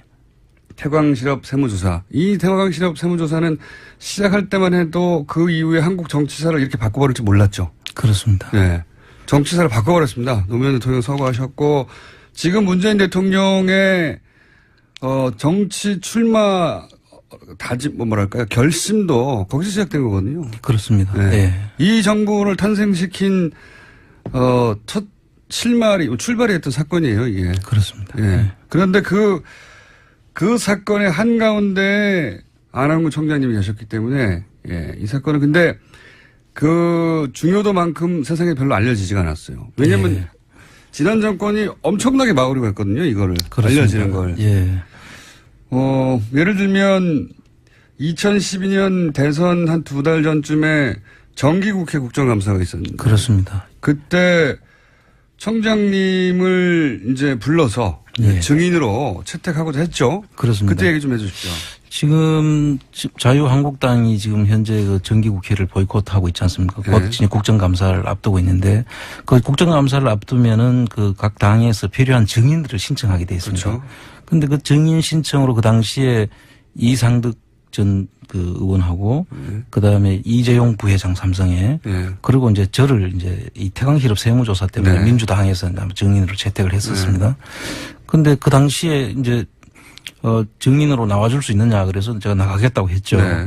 그런데 그 당시 자유한국당의 전신 새누리당이죠. 네. 그 새누리당에서 이상득 이재용까지는 되지만 안홍구는 절대 안 된다고 하는 거예요. 심지어 그러니까 당시 현직 대통령 이명박 대통령의 형은 되는데 예. 그리고 삼성 이재용 부회장도 되는데 예. 안원구는 안 된다는 거 아닙니까? 그때. 예, 그 당시에 그 언론에 보면 그런 내용들이 지금 있습니다. 그래서 네. 그 왜 안홍구가 안 되느냐 지금 이제 그 당시에 생각을 해보니까 그때 다루려고 했던 게 이 태광실업 세무조사였어요. 그렇죠. 예. 그 태광실업 세무조사를 다루려고 하니까 그 당시에 이제 문재인 그 후보가 있으니까 그게 바로 오버랩 되지 않습니까? 네. 그래서 대선에 영향을 미칠 수 있을 것이라고 생각을 했던 것 같고요. 자기들한테 불리하니까 그런 거죠. 엄청나게 불리하게 작용할 네. 수도 있다고 판단한 것 같아요. 그리고 이제 안홍구 청장님이 나가서 그냥 있는 그대로 얘기하는 것만으로도 그렇습니다. 이게 태광 그 세무조사가 정치적 조사였고 한마디로 노무현 대통령을 때려잡으려고 한 거 아닙니까? 그렇습니다. 예. 다른 목적은 아무것도 없어요. 그렇습니다. 태광은 이렇게 국세청이 전방위로 나서서 관심을 가질 만한 사이즈의 회사가 아니잖아요. 그렇습니다. 예. 네. 한 600이 밖에 회사였고 예. 저쪽 부산도 외곽의 김해 쪽에 있는 회사였죠. 그런데 이제 노무현 대통령을 때려잡으려고 하다가 결국 여기까지 가서 태광 실업을 조사하라고 실제 이루어졌죠. 예. 그래서 이제 그 당시 그 내용을 진실을 이제 밝히기 위해서 네. 그 당시 안민석 의원이 이제 그 태광 실업 그 당시만 하더라도 안민석 의원이 참 안 알려진. 그렇습니다. 예, 그 당시에 그럼 제가 와서 그 문제를 자기가 파헤쳐 보시겠다고. 그래서 제대로 파헤칠까 의구심도 있고 그랬지만 열심히 그때도 하더라고요. 네. 그래서 열심히는 항상 해왔어요. 그분이. 예, 그래서 그분이 그때 파헤치기 위해서 증인을 신청하길래 제가 응했는데 결국은 증인이 채택이 안 됐습니다. 그 과정이 또 드라마틱하지 않습니까? 증인 채택을 했고 안 돼 가지고 네. 그 당시에 동영상을 제가 가지고 있던 그 한상률하고 저하고 대질신문하는 네. 그 동영상을 태광 실업에 제가 하려고 했다는 네. 나를 하려고 했다고 하는 그 동영상이 있었습니다. 네. 그 동영상을 지금도 유튜브에 돌고 있죠. 그 내용을 이제 틀었습니다. 그 당시에. 그러니까 이제 그때 새누리당 의원들이 강력하게 반발을 했죠. 증인 채택을 안 했는데 결과적으로 내 동영상이 도니까 증인을 채택한 거 아니냐. 그리고 더더욱 좋은 증인 채택은 필요 없다고. 예. 그랬고. 그래서 그 다음에 이제 제가 국감장에 이제 안민석 의원이 차 한잔 하자고 해서 갔다가 국감장을 올라가게 됩니다. 그 당시에 최재성 의원하고 네. 그 다음에 안민석 의원, 박원석 의원, 김현미 의원 네. 그때 이제 그분들하고 차 한잔 하자고 해서 국감장에 좀 내한테 자문을 구할 게 있다고 해서 그 국감장을 올라가는데 난리가 났어요. 어떻게 생난리가 났습니까? 그 당시에 들어가는데 이제 방호원이 안 옵니다 그러면서 감을 지는 거예요. 그래서 내가 이게 뭐지 하고 이제 네. 들어가는데 엘리베이터 꺼 이런 소리가 들리더라고요. 국감장 들어가려고. 국감장 그러는데. 들어가는데. 네. 그럼 국회의원들하고 같이 들어가는 거예요. 네. 피감기관에서 네. 감사를 하려는 국회의원들하고 같이 이제 피감기관은 국세청이죠. 국세청이죠. 네. 그런데 엘리베이터 본인이 평생 일한 국세청. 그렇습니다. 그 너무 참담했는데요. 그 당시에. 국세청에서 들어가려고 했는데 안 온구다 하더니 갑자기 엘리베이터를 끄라고 감을 치면서 엘리베이터가 이제 꺼졌죠. 국세청에서 꺼지고 나니까 꺼버렸어요? 어디서 나타났는지 네. 국세청 직원들이 계단을 이제 올라갈 수 있는 계단이 이제 엘리베이터와 계단밖에 없는데 그렇죠. 그 계단을 다 막아선 거예요. 전 직원들을 안 오는 거 동원해서. 못 들어오게. 결과적으로 제가 못 들어간 거는 당연하지만 네. 국회의원들도 감사를 못 하게 되는 그 상황이 벌어진 거예요. 말도 안 되는 상황이죠. 그건 말도 안 되는 상황이죠. 피감기관이 지금 국회의원들을 안원구 막자고 국회의원들도 막아버린 거 아닙니까? 그렇습니다. 눈에 보이는 게 없는 거죠. 그래서 이성을 잃은 거죠. 근데 피감기관이 국회의원을 막는다는 건 상상할 수 없거든요. 상상할 수 없죠. 근데 그 장면들이 그 당시에 그 국감장이니까 기자들이 많았지 않겠습니까? 엄청나게 많았겠죠. 그 기자들이 다 내려와서 다 촬영을 하고 다 찍었죠. 대단한 특종인데. 예, 엄청난 특종인데 기사화된 적이 한 줄도 없은 거예요. 이게 저는 더 말하고 싶어요. 그러니까 피감기관이 그 감사로 온 국회의원들을 막았어요. 4명이나. 그렇습니다. 그런데 그것 자체가 있을 수 없어서 그것 자체가 대단한 뉴스거든요. 그렇습니다. 근데 그 이유가 국회의원을 막으려고 하는 게 아니라 안원구청장을 막으려고 하는 거였습니다. 그렇습니다. 예. 그러다가 국회의원을 못 막으니까 국회의원은 통과시킬 줄 알고 국회의원들이 같이 갔는데도 막아버린 거 아닙니까? 그렇습니다. 이것도 골 때리는 일이지만 더욱 말이 안 되는 건 그 적나라한 현장을 기자들이 가득 차 있었기 때문에 다 찍었잖아요. 다 찍었죠. 기사가 한 줄도 안 났다는 겁니다. 그렇습니다. 그런 세상이었어요. 예. 기사가 한 줄도 안 나니까 그런 일이 있었는지 아무도 모르죠, 사람들은. 일반인들은. 예. 엄청난 일이 있었는데. 그래서 당시 야당이었던 지금 민주당이 뭐 항의를 했는데 기사가 안 돼요. 그렇습니다. 기사가 안 돼요. 기사를 막아버렸어요, 다. 기사가 한 줄도 안 나와가지고 그런 일이 있었는지를 몰랐고 그걸 처음으로 지금 말씀하시는 겁니다. 지금 방송에 나와서.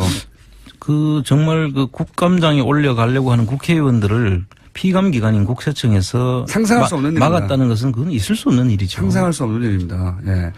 결국 그래서 이제 그 국감장에 남아있던 야당 의원들과 보좌진들이 위에서 거꾸로 이제 밀고 내려왔죠. 네. 그 스크럼을 짠 국세청 직원들을 해치고 그래서 통로를 뚫고 올라갔습니다. 그래서 가서 이제 야당 의원들을 하고 기자들하고 이제 간담회도 하고 이야기를 했는데 그런 내용도 하나도 기사화되지 않았죠. 그 내용도 빠졌어요. 예. 네.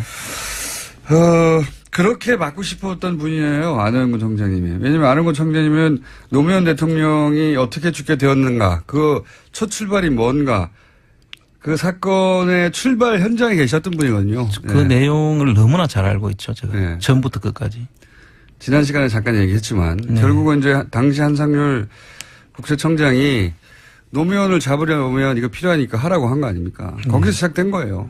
거기서 시작된 것이고 그런 사실이 언론에 보도되거나 혹은 연결될까봐 안영근 청장님이 국회에 등장하든 어디 등장하든 다 막으려고 했던 것이고. 그렇습니다. 예. 이렇게 위험한 인물입니다. 야, 그 언론이 그걸 보도하지 않았다면 이게 참 이게 말이 안 되는 거군요. 참 그 당시에 언론들이 한 수십 군데로 제가 알고 있거든요. 국세청 국감이니까요. 예. 근데 이제 그 언론사에서도 이제 언론사도 역시 이제 공적인 기능을 하지만 역시 여기도 기업이거든요. 네. 그래서 이제 국세청은 두려워하는 거죠. 그러니까 그거를 국세청 단독으로는 이런 판단을 못 해요. 국세청이 뭐라고 갑자기 국회의원들 몇 명이 와서 피감기관에 대해서 감사한다는데 그걸 막습니까? 국세청의 기업이 도려운 존재라는 걸 알고 있는 위에서 국세청한테 시켰겠죠, 당연히. 뭐 그렇게도 생각할 수 있죠. 국세청이 어떻게 자체 판단으로 그렇게 할 수 그 없었습니다. 수많은 기자들과 국회의원들을 다 막아버립니다. 그렇게 판단했다면은 그건 정말 어리석은 사람들이죠. 어리석은 사람들이지만 그때는 막았잖아요. 예. 막내 성공했고 이거 지금 5년 지나가지고 뉴스 공장에서 얘기하시지 않습니까? 그렇게 막아냈어요. 예, 실제로. 당시 언론도 기업이라고 말씀하셨는데 그러니까 이 세금 가지고 이제 언론에 이제 세금 관련을 막 국세청이 파면 언론도 이제 걸릴 게 많다. 언론사도 이제 세무조사를 받죠. 예. 그러니까 이제 통상 국세청에서 바람직하지 않다고 생각하는 기사 이런 것들은 국세청이 이제 언론사를 가서 이제 뭐 담당이 있습니다. 사실 그 국세청 안에 각 그 정해진 언론사 담당이 있어요. 그 담당들을 뭐 담당 국장들이 보통 이렇게 가서 그 언론사 사주 내지는 경영진들한테 이야기를 하죠. 그럼 또 경영진들은 기자라든지 이 뉴스의 그 편집자들한테 이야기를 해서 그 기사가 빠지곤 하는데 여기 그걸 적나라하게 보여주는 사례죠, 이게. 누군가 어딘가에 구석에 썼을 수는 있어요. 네. 근데 이제 포탈에 노출이 안 되고 이러면 존재하지 않는 기사나 마찬가지니까요. 이건 네. 대서특필돼서 포탈의 메인에 하루 종일 걸렸어야 될 피감기관이 국회의원을 다 밀쳐냈으니까요. 예, 그건 정말 대서특필돼야 될 사건이죠. 있을 수 없는, 들어본 적이 없는 사건이에요. 들어본 적이 없는 사건인데 그 밀어낸 이유가 안원구였다. 이겁니다.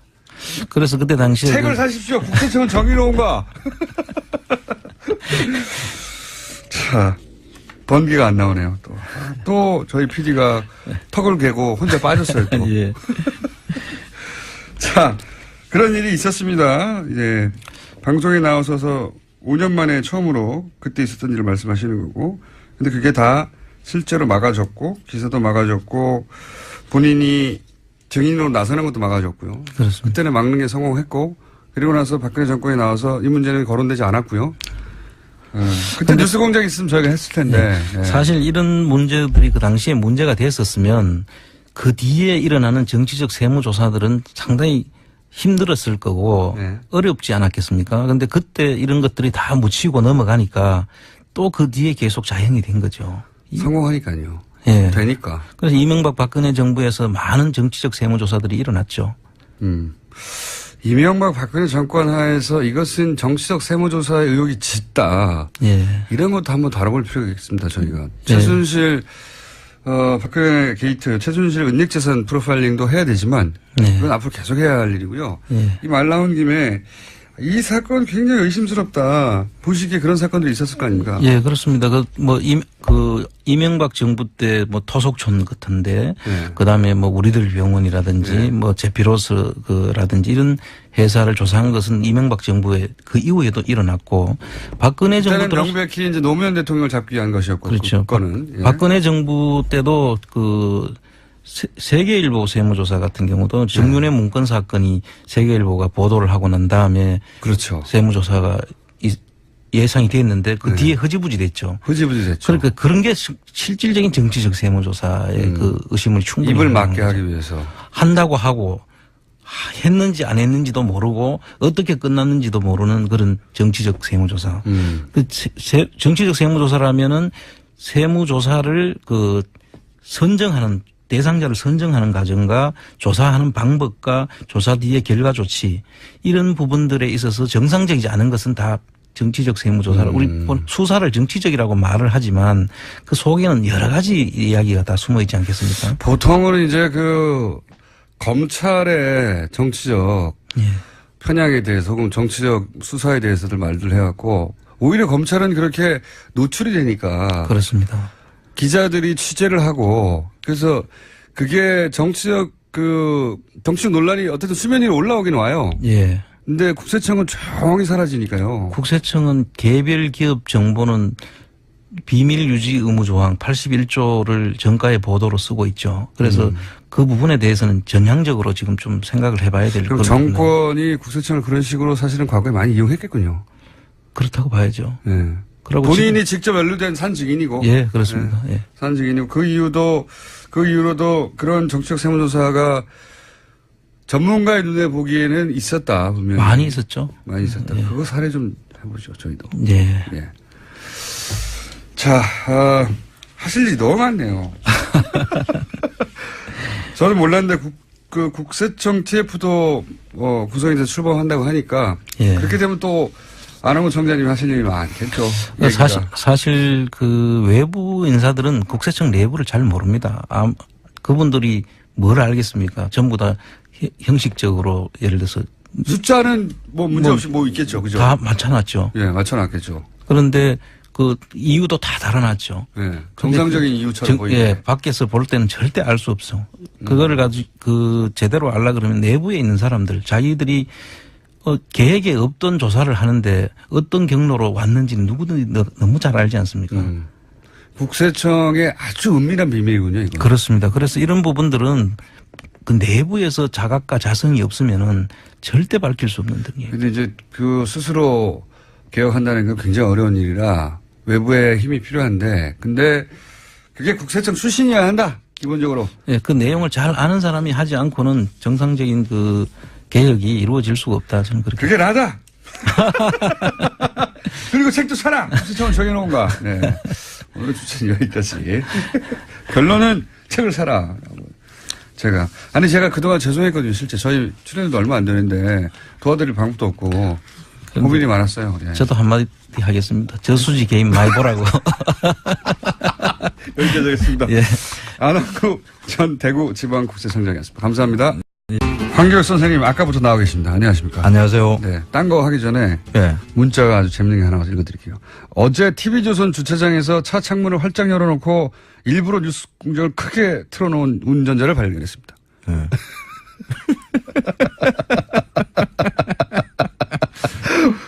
마음이 울컥했습니다라고 문자 보냈어요. 재밌는 분이네요. 네. 근데 진짜 그거 꼬치구이 오늘 이야기한다. 누구한테 얘기하셨어요? 작가하고 저하고 밖에 모르죠. 주제. 저희 작가가 이런 문자를 보낼 리가 없어요. 아니 그게 어떻게 그런 게 본인이 하신 거예요 그러면? 아니 제가 홈페이지 들어가지도 않는데 본인이 이상- 하신 거예요. 이상하네. 내가 도청당하고 있는 거 아닌가 하는 그런 불길한 제 느낌. 생각에는 말이죠. 앞으로 예. 이 문자를 저희가 슬렁슬렁 모르는데 전수조사를 좀 해야 되겠어요. 전수조사를 해가지고 친인척들이나 알바들을. 자, 꼬치구이가 왜 등장했습니까?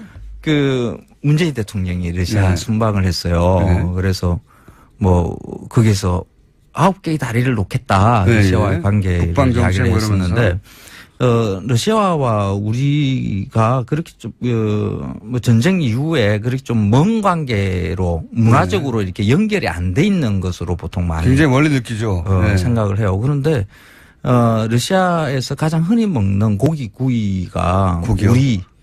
우리 제사상에도 오르는 음식이다라는 것을. 아, 그래요? 예. 그걸 갖다가 설명드리려고. 관계문화. 그래요? 러시아 음식이 우리 제사상에 올라가요? 뭡니까? 네. 사슬릭이라고 아시죠?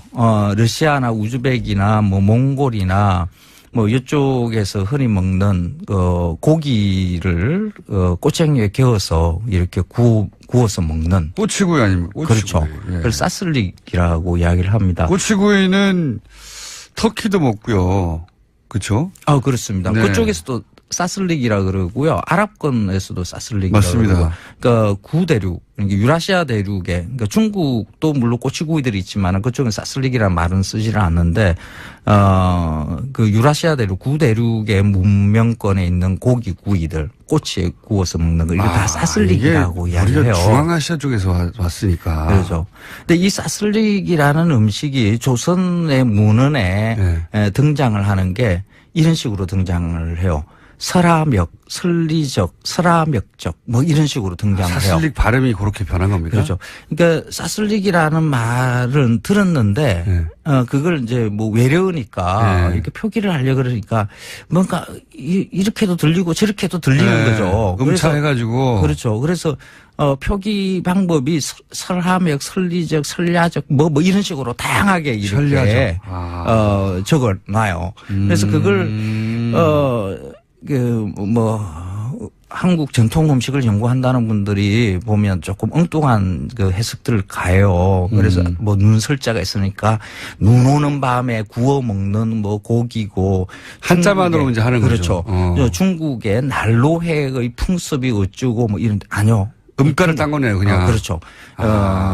사슬릭을 그냥 들리는 대로 뭔가 한자로 적다 보니까 그렇게 설리적, 설화역 뭐 이런 식으로 여러 가지 명칭이 등장하게 그렇죠. 됐다. 그래서 설화역의 산림경제나 규합총서 등에 나오는 그 조리법을 보면 이 사슬릭 조리법 그대로예요.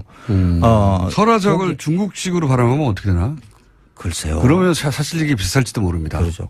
그럴 수도 있겠네요. 네. 꼬챙이에 고기를 개어서 이게 불에 굽는데, 굽고, 양념을 발라서 이렇게 굽고 하는 걸, 처음에는 굽다가, 물에 담그고 다시 굽고, 물에 담그고 굽고, 이걸 3번 반복하는 것으로 이렇게 나와 있어요. 그러니까 물에 넣는다는 것을 또 전통 음식 연구하시는 분들이 또 그걸 고기를 부드럽게 하기 위해서 뭐 막 이렇게 풀어놨는데 그런 거하고 전혀 관계 없고요. 그 예전에 불의 사정을 보면 뭐 장작불이나 숯불이 있거든요. 약하니까 불이. 그렇죠. 불이 좀 거칠죠. 우리가 이제 의도하는 그런 불들로 만들지를 못하죠. 그런데 또 옛날에 그 고기들은 요즘처럼 뭐 마블링이 있고 연하고 이러지 않거든요. 이게 질기죠. 그래서 큼직큼직하게 잘려질 수밖에 없어요. 뭐 칼도 좋은 게 아니니까. 그렇죠. 그래서 끝은 타고 속은 안 익을 수 있죠. 그래서 물에 넣어서 털어냈군요. 그렇죠. 그러니까 끝이 타는 것을 방지하기 위한 방법이죠. 그러니까 요즘에 뭐 스프레이가 있다 그러면처럼 그 스프레이로 가지고 이렇게 뿌리고 뭐 이렇게 했겠죠. 그러니까 이 조리법도 똑같아요. 근데 이런 꼬치구이 음식, 설화역, 설리적 뭐 이런 것으로 말로 내려오던 것이 우리의 제사상에 차례상에 올리는 그 음식에 그대로 들어와 있어요. 그 집안마다 조금씩 다르지만은 보통 소고기나 돼지고기나 고기류를 꼬챙이에 개어서 이렇게 굽는 음식을 제사상에 반드시 올립니다. 그걸 산적이라고 이야기를 하죠. 그렇죠. 산적. 산적. 그리고 또 일부 지방에서는 사슬적 이렇게 이야기를 합니다. 이거 사슬릭하고 거의 갖다 붙기 시작하네요. 그렇습니다. 그러니까 산적이라는 말도 사슬적에서 이렇게 넘어갔을 것이다라고 볼 수가 있어요. 그러니까 꼬치에 개어서 굽는 이 음식의 계통은 그러니까 내려오다가 우리의 제사상에 이렇게 안착될 정도로 오래됐다는 얘기죠. 이게. 그렇죠. 그러니까 러시아가 이거 뭐 공산화 이후에 우리가 뭐 전쟁 북한과의 남북 분단 뭐 이런 과정에서 저 멀리 떨어져 엄청나게 있는 멀어져 있는 것 같은데 그런 그 국가로 이렇게 여기지만 실제로 음식 문화의 맥락으로 보면 네. 오히려 중국보다도 우리와 더 이렇게 긴밀한 관계를 가지고 있는 것일 수도 있다. 그럴 수도 있겠네요. 이게 다 중앙아시아에서 흩어져간 나라들이 가지고 있는 공통점이네요, 이게. 그렇죠. 음식에. 그러니까 이런 그러니까 조선이나 뭐 이런 그 고문서들 옛날에 어떤 음식을 먹었는가에 대한 기록들 이런 것을 들여다 볼 때 우리는 분단 이후에 우리 갇혀 있는 상황에서 지금 현재 정치적 사회적 상황에서의 것으로 자꾸 들여다보려고 그러고 그 우리의 조상들의 지혜로운 조리법 뭐 이런 식으로 해석을 하는 것들이 일반적이거든요. 그러니까 이런 시각을 버리고 조금 더 넓게 저 아시아 대륙 유럽 대륙 뭐 이런 것과 어떻게 연결되어 있는 건가. 우리 어족이 알타의 어족 아닙니까? 그렇죠. 예. 그래서 거기서 다 넘어왔어요. 그렇게 연결해서 보면 우리의 음식 문화가 저 대륙 러시아 넘어서 우즈벡 넘어서 아랍 넘어서 그 유럽까지 이렇게 다 있는 그 음식의 맥을 읽을 수가 있습니다. 그 맥 그 시베리아 횡단 열차의 맥과 같은 거죠. 지금 우리는 분단되어 있어서 그 부산에서부터 출발하는 그 기차가 맞습니다. 땅이 다 연결돼 있거든요, 이게. 그렇죠. 지금 문재인 대통령이 갔던 그 블라디보스톡, 그 블라디보스톡의 그 역을 그 유라시아 대륙을 연결하는 시베리아 횡단 열차의 시작점으로 이렇게 지금 러시아에서는 보거든요. 근데 그 블라디보스톡에서부터 밑에 경의선을 통해서 내려와서 부산까지 내려가요. 그 연결 통로를 김대중 대통령이 이제 그 연결하자 해서 저도 그거 정말 바랍니다. 진짜. 땅이 연결되지 않아서 우리가 정신도 고립되거든요. 그렇죠. 섬처럼 사고예요. 그 블라디보스톡. 항상 주장하는 겁니다, 저도. 블라디보스톡에 가면 거기서 이야기하는 도시의 이미지를 아시아의 시작, 유럽의 끝 이렇게 이야기를 해요. 아시아의 시작. 근데 그 연결 고리를 부산까지 와야 돼요. 부산이 좋습니다. 그렇게 하죠. 아시아의 시작이고 유럽의 꼬치구이 들고 야 우리 다 통하는 데야 이러면서 그 기차에서는 꼭 이 꼬치구이를 그래서 문재인 대통령이 러시아와 9개의 다리를 놓겠다 하는 그런 게 문화적으로도 굉장히 의미 있는 일이다. 음식 문화에서도 굉장히 의미 있다. 황교익 씨였습니다. 고맙습니다. 감사합니다. 저는 월요일 뵙겠습니다. 안녕. 관련된 뉴스도 나왔습니다. 박근혜 전 대통령의 블랙리스트 지시 의혹과 관련해서 김종덕 전 문화체육관광부 장관이 법정에 섰습니다. 여기서 박 전 대통령의 지시가 있었다라는 증언을 한 겁니다. 어제 재판 증인에 출석해서 한 말인데요. 관련해서는 구체적인 증언을 했습니다. 2015년 1월 9일에 대통령이 불러서 갔다라고 하는데요. 당시에 박 전 대통령은 영화 제작하는 사람이 문제다. 잘못된 영화를 보고 젊은이들이 잘못된 생각을 한다. 정치 편향적인 영화에 지원하면 안 된다. 관리를 잘하라. 이렇게 이야기했다라고 합니다. 이 워딩이 너무 명시적이고 구체적이에요. 영화 제작하는 사람들이 문제다. 잘못된 영화를 보고 젊은이들이 잘못된 생각을 하면 안 되니까 그런 영화 지원하면 안 된다는 거잖아요. 관리를 잘하라고 아예 말을 한 거죠. 예. 하면 안 된다. 소위 이제 지원 배제죠. 블랙리스트. 자기들끼리는 블랙리스트란 단어를 쓰지 않고 지원을 배제한다라고 가치 중립적인 단어처럼 사용했는데 블랙리스트 이야기인 것이고 그걸 이제 장관을 처음으로 불러서 불려간 건 처음인데 처음으로 불러서 요 얘기를 지시했다는 거 아닙니까? 문체부 장관에게 그러면서 이제 정반대로 그러니 이런 영화를 지원해야 한다는 화이트리스트가 등장하죠. 아직 화이트리스트 수사는 신청이 안 된 걸로 아는데 여기에 또 모태펀드라는 게 등장합니다. 네. 공공펀드인데 어마어마합니다. 자금 규모가. 근데 이제 저희가 최순실 게이트 한참일 때 한번 전해드린 적이 있는데 이 화이트리스트 모태펀드를 이용해서 화이트리스트 지원을 받았다고 의혹을 받는 영화가 있죠. 지원을 받았죠. 실제. 예. 근데 그 영화사가 알고 봤더니 그 태극기 집회, 친박 집회 단체들과 가짜 뉴스를 만드는 단체들이 있는 사무실에 같이 있더라. 그 건물을 같이 썼던 거죠. 예, 같은 큰 건물이 아닌데 이게 뭐 어마어마하게 큰 건물이면 빌딩이면 같은 건물에 있어도 그럴 수 있다고 싶은데 이건 조그만 건물인데 위아래로 같이 있었어요. 예, 저도 그 건물 가봤었는데 한 3, 4층 되는 강남에 있는 건물이었습니다. 네, 거기에 이제 조그만 빌딩이 같이 모여 있던. 그러니까 이제 이 화이트리스트하고 친박 집회 주도 단체와 가짜 뉴스를 만드는 것과 한 통속이 아닌가 이런 의혹을 가질 수밖에 없죠. 예. 자체적으로는 건전 콘텐츠라고 부르고 있습니다. 네, 건전 본인들에게는 건전했겠죠. 그래서 이제 이게 다 연결되어 있는 것이다. 그리고 이 뒤에 청와대가 있는 게 아니냐. 왜냐하면 청와대가 사실은 블랙리스트를 만들고 또 정반대로 화이트리스트를 만들어서 모태펀드를 이용해서 지원했으니까요. 그 지원을 받은 영화사가 친박 집회를 주도한 단체와 가짜뉴스를 만드는 단체, 집단 회사와 같이 있었으니까요. 근데 이게 저는 한 건물이 아니었을 거라고 봐요. 예. 그런 단체는 많았고, 만약에 화이트리스트가 좀 너무 많은 사안들이 수사되니까 동시에 화이트리스트까지 갈지는 모르겠는데 가면 아마 그런 건물이 다 쓰였다 하는 뉴스가 나오지 않겠는가. 자, 어쨌든 전 문체부 장관이 대통령이 블랙리스트 지시했다라고 증언을 한 뉴스였습니다. 예, 심지어 수첩에 그 내용을 적어놨다라면서 물증도 보여줬습니다.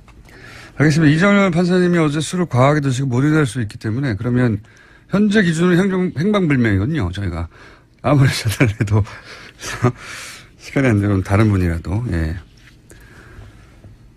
예를 들면 박범계 의원처럼 최고위원이지만 수면에서 깨어났을까지 확실시되는 분에게 저희가 연결한다든가 노력해 보겠습니다. 다음 뉴스는요? 네, 검찰이 한국항공우주산업 그러니까 카이를 압수수색하던 날 친박계 이정현 의원이 그 자리에 있었다라는 사실을 경향신문이 보도했습니다. 어제 이 의원의 조카가 조작된 점수로 카이에 입사했다라는 사실을 말씀드린 바가 있는데요. 하필이면 그날 이 의원이 거기 있었던 거죠. 하필이요. 예. 이게 이제 우연이면 이정현 의원은 제가 보기에는 로또를 자주 사시는 게 좋겠어요. 예. 하필이면 방산 비리로 업체를 압수수색하는 날에 그런 날은 뭐 10년에 한 번 있을까 말까 하는 거거든요. 이 업체가. 게다가 그 본사가 서울에 있는 게 아니라요. 경남 사천에 있습니다. 그런데 이제. 그리고 자신을 의존할 사장이 없는 날이지 않습니까? 보통은 사장이 있는 날 오는데. 그리고 이제 수많은 업체 중에 하필이면 본인이 조카를 취업을 청탁해서 부정 입사시킨 딱 그 업체를 하필 그날. 이런 우연을 만들어내는 기술이면 저는 로또가 가능하다고 봅니다. 부럽습니다. 예, 물론 본인의 해명은 있는데요. 현장 방문을 돌아가면서 하고 있었기 때문에 그때 그 자리에 있었다라는 겁니다. 이후에 뭘 못했겠습니까? 예. 어쨌든 이건 이제 우연이라고 주장하시는 거죠. 예. 굉장히 부럽습니다. 로또를 사시는 게 좋겠고요. 근데 이제 본인 조카를 부정 입사시킨 요 사건 자체는 이미 수사가 들어가서 아마 결과가 나올 것 같습니다. 하여튼 그 업체에 갔다. 근데 그 업체가 또 하필 압수수색 당하는 날 아침에 가셔가지고 어떻게 그 소식을 알았는지. 자, 일단 여기까지 하겠습니다. 감사합니다. 시사인의 김은지였습니다. 감사합니다. 자, 어제 저희가 잠깐 전해드렸는데 트럼프 정부가 다카 프로그램 불법 체류 청년 추방 유예 프로그램 오바마 정부가 시행한 프로그램이죠. 이 결정으로 미국 전역에서 반발이 일고 있는데 한인사회 분위기는 어떤지 저희가 잠깐 짚어보겠습니다. 미국 시민참여센터 김동석 상임이사 연결됐습니다. 안녕하세요, 이사님. 네, 안녕하세요. 뉴욕입니다. 미국이시군요. 알고 전화드렸습니다. 미국인 줄. 자, 네, 지난 주말 한국에 계시더니 벌써 미국 가셨네요. 이 다카 폐지 이 급한 일 때문에 들어왔습니다. 그렇지 않고 몇 년이 지나서야 TF 만들어지고 나서야 이제 조금씩 드러나는데 실제로 근데 더욱 말이 안 되는 건 이 양재 간부들이 수사가 진행되자 또 압수수색을 앞두고 증거를 삭제하거나 은닉하지 않았습니까?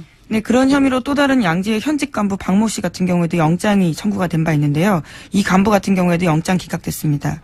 그 기각 사유에 대해서 피의자가 은닉한 물건의 증거 가치, 피의자의 주거와 가족관계 등에 비춰 피의자가 도망가거나 범행에 관한 증거를 인멸할 염려가 있다고 보기 어렵다라고 밝혔습니다. 아니, 수사를 하는 와중에도 증거를 인멸했는데 이해가 안 가네요, 저는. 이게 뭐 특별한 우리가 법을 몰라서 그런 건지 법리에 신비스러운 부분이 있는 건지 모르겠는데, 아니, 이게 지금 수사하는 동안에도 자료를 숨기거나 은닉했는데, 이해가 안 갑니다, 저는. 검찰의 입증이 좀 더 부족하다라고 판단했을 수는 있는데요. 관련해서 검찰발로 나온 소식도 있습니다. 말씀하신 자료 삭제와 관련된 부분인데요. 검찰이 양지의 사무실에 하드디스크 압수수색했는데 여기서 문제 보고서가 삭제된 채 발견됐다라고 합니다. 복원을 그러니까요. 삭제를 했는데 포렌식을 해서 복원을 했다는 거잖아요. 예. 삭제하고 외부로 빼돌리고. 네, 그 보고서 같은 경우에는 해당 문건이 국정원 심리전단에 정기적으로 보고한 내용이 담겨 있다고 합니다. 당연히 양지는 이제 민간인들이거든요. 민간인이 국정원에 보고했다고 하는데 그런 문서를 일부러 삭제한 거 아니에요. 근데 이게 어떻게 그럴 만한 은닉한 물건의 증거 가치가 없다고 합니까?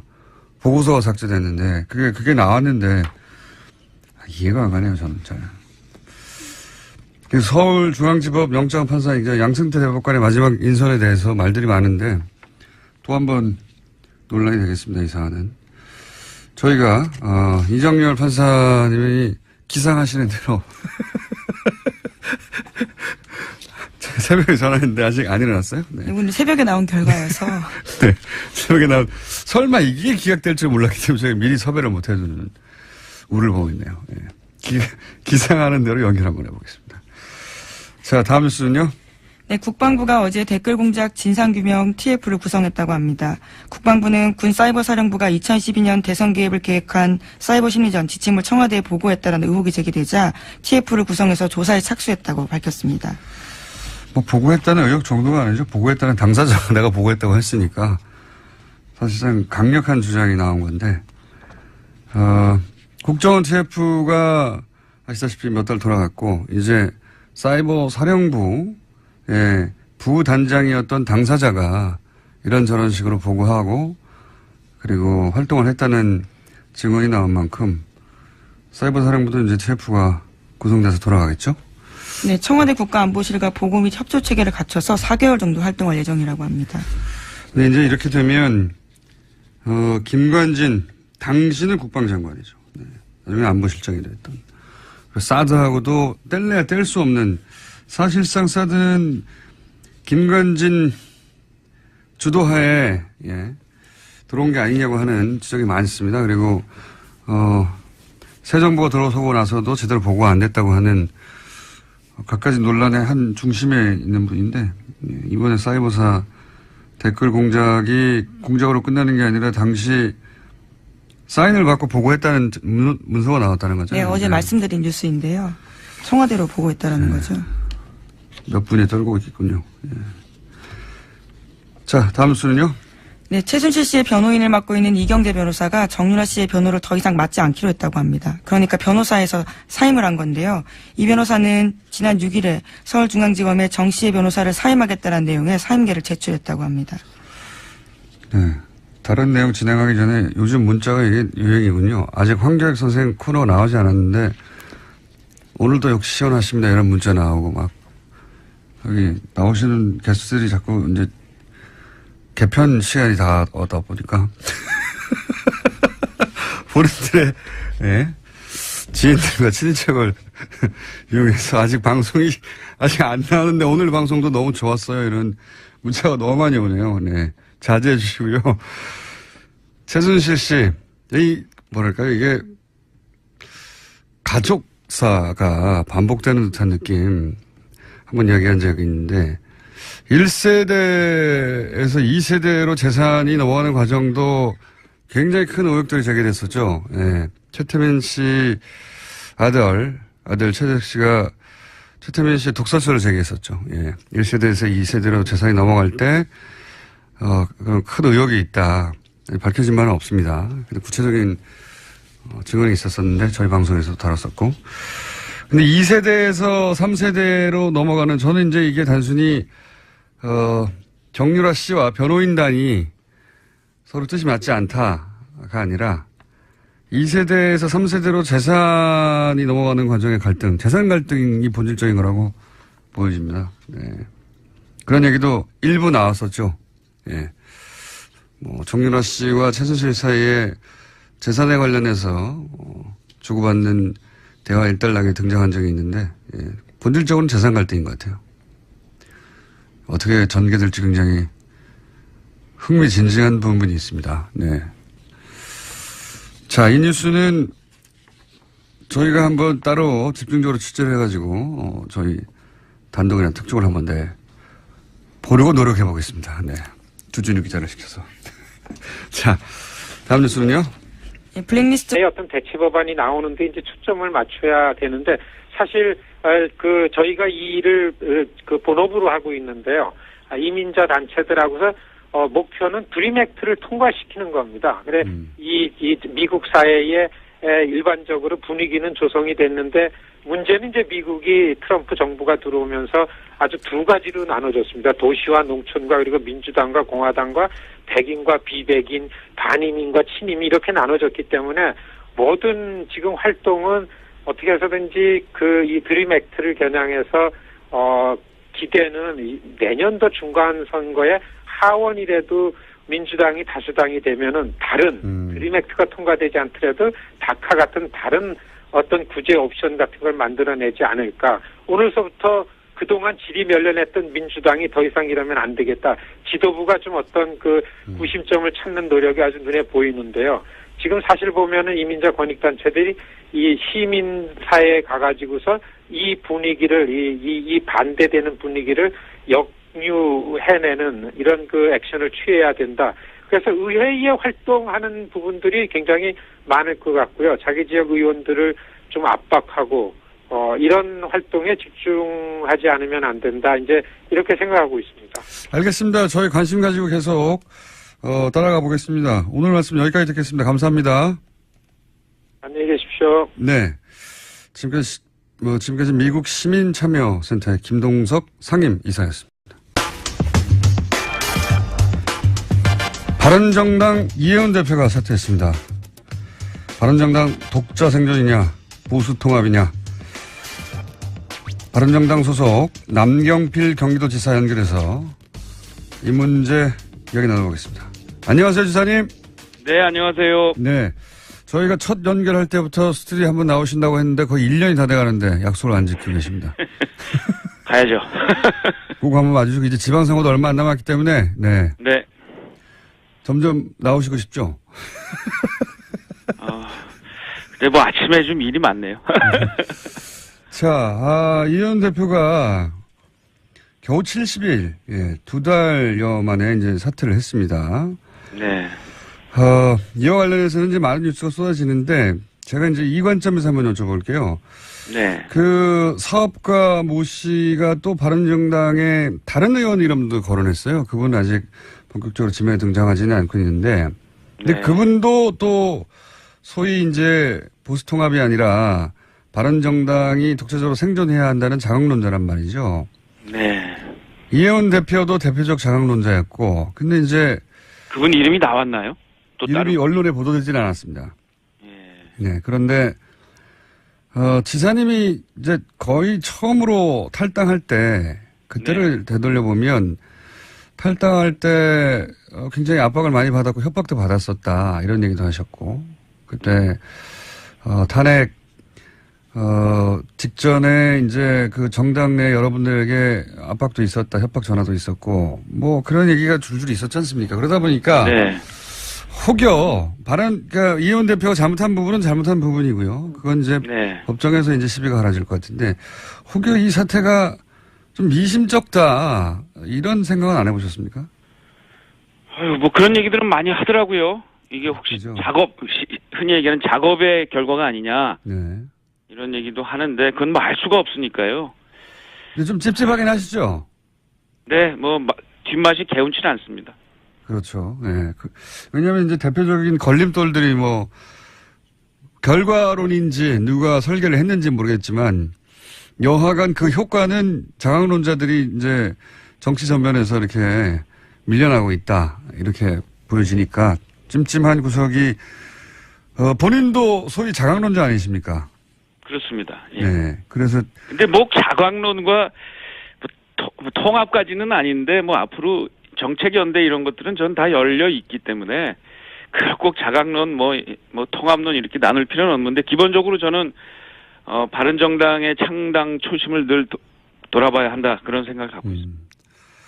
그런데 이제 지금 큰 흐름은 예를 들어서 지금 원내대표 바른정당의 원내대표도 그렇고 자강론이라고 불리는 파가 점점 이렇게 찌그러지고 있기 때문에 통합론으로 가는 거 아니겠는가. 홍준표 대표도 그런 구상인지 갑자기 타이밍 절묘하게도 박근혜 전 대통령 출당한다고 하고 그러면서 이제 그동안의 걸림돌이었던 이런 걸 제거하려고 하는 움직임을 보면 홍준표 대표는 본인 업적으로 아마 통합을 해내는 걸 업적으로 삼으시려고 하는 것 같아요. 그렇게 보이는 것 같은데요. 저는 근데 그 전제 조건이 네. 박근혜 대통령 출당하고 나면 무슨 통합 이런 거는 지금 저희 구성원들 이렇게 얘기 들어봐도 그런 것이 무슨 통합에 다 이 조건이 충족됐다라고 생각하는 분은 없습니다. 뭐가 더 있습니까? 그러면 애당초 얘기했던 게 사실은 자유한국 그때 새누리당 해체였거든요. 예, 그랬었죠. 그 해체라는 게 결국은 이 당에 남아있는 적폐 과거에 이 국정농단 세력에 적극 협조했던 이런 분들을 이제 출당시켜야 되는데 그게 안 되니 나와서 새롭게 당을 건설하자 이런 취지였거든요. 그런 것들이 충족 안 되면 지금 통합한다는 거는 바른정당에서 그런 생각을 갖고 있는 분은 전 못 봤습니다. 근데 박근혜 대통령 출당 이후에 이런 거기 때문에요. 아, 그렇군요. 우선 다카가 어떤 프로그램인지 간단히 설명해 주십시오. 다카는 이민자 관련된 건데요. 2012년 말씀하신 것처럼 그 오바마 대통령이 대통령 명령으로 이를테면은 어린 나이에 16살 미만입니다. 스스로 어떤 것도 결정할 수 없는 아주 어린 나이에 본인 의지와 관계없이 이제 부모 손에 이끌려서 미국에 온 불법 체류자가 된 이런 사람들이 이 사회인이 되면서 무엇도 아무것도 할 수가 없었습니다. 추방 대상이 되기 때문에요. 그래서 그런 사람들은 누가 봐도 미국 시민이니까 오랫동안 미국에서 생활했기 때문에 그래서 추방을 막아줌으로 해가지고서 성인이 되면서 이런 사람들이 이제 그 운전면허증도 받을 수 있고 또 학교도 대학을 갈 수 있게 하고 또 취업도 할 수 있고 이렇게 하도록 오바마 대통령이 2012년 6월 달에 이제 대통령 행정 명령으로 추방 유예를 시킨 이제 대통령 명령입니다. 이게 다카입니다. 네. 인도주의적 조처라고 사실 그때 당시 천성하는 특히 이민자 2세대들은 천성하는 환영을 받았었는데 이 대상자가 굉장히 많았죠. 지금도 계속 늘어나고 있죠. 그렇습니다. 사실은 이게 왜 나오게 됐나 하면은, 다 들으셨겠지만, 드리머라는 얘기가 이제 통용되고 있습니다. 뭐냐 하면은, 불법 이민자들의 자녀로 미국에 와서 교육받고, 고등학교를 졸업했는데, 대학을 가려니까 이제 서류 미비자기 때문에 대학도 못 가고, 이런 사람들이 1년에 거의 한 7만여 명씩 나타나는 거였어요. 2000년대 들어서. 그래서 이거를 아시겠지만은, 911 테러 이후에 이민자들을 의심이 간다. 그래서 이민자 그룹을 불법 이민, 합법 이민으로 나눈다. 이런 논란이 될 때 불법 이민을 추방하는데 그중에서 우리가 보호해야 될 거는 이렇게 어린 나이에 미국에 와서 계속 미국에서 교육받고 미국 생활에 익숙한데 어디 추방해도 이게 미국 시민인데 그래서 이 사람들을 드리머죠. 이런 사람들을 영주권을 주자. 드림 액트입니다. 계속 이 드림 액트를 의회에서 제기해서 친이민적인 당인 민주당이 계속 이걸 통과시키려고 했는데 심지어는 오바마 정부가 들어와가지고 2008년서도 2012년까지도 통과가 안 됐어요. 네. 공화당의 벽 때문에. 그래서 오바마 임기 두 번째 첫 해인 2012년에 안 되겠다. 오바마 대통령이 이거는 비인간적이다. 적어도 어렸을 때 온 미국 시민일 수밖에 없고 나가면은 미국 시민인데 해가지고 이거를 영주권은 주지 못하지만 법이 네. 통과가 안 돼가지고 그래서 다카라는 걸 만들어서 추방되는 건 막자. 그랬던 게 이제 다카고 그래서 이렇게 만들어지고 드리머라는 말이 이렇게 해서 이제 생겨난 그렇죠. 겁니다. 뭐. 아니 유치원 때 왔는데 본인은 불법의 인식조차 없고 결정권도 없는데 결국은 미국 교육을 평생 받았는데 갑자기 떠나라고 하면 갈 곳도 없고요. 그래서 이제 이런 법안이 만들어진 건데 실제 그리고 또 이런 사람들이 뭐 실리콘밸리나 이런 곳에 많이 취입해서 미국 경제에도 도움이 된다 이런 인식도 있고요. 그런데 갑자기 지금 트럼프 대통령은 그 사람들도 평생 어릴 때부터 교육받아서 평생 미국에 자란 사람들 나가라는 거잖아요. 이렇게 되면 여기에 해당되는 한인의 규모는 얼마나 됩니까?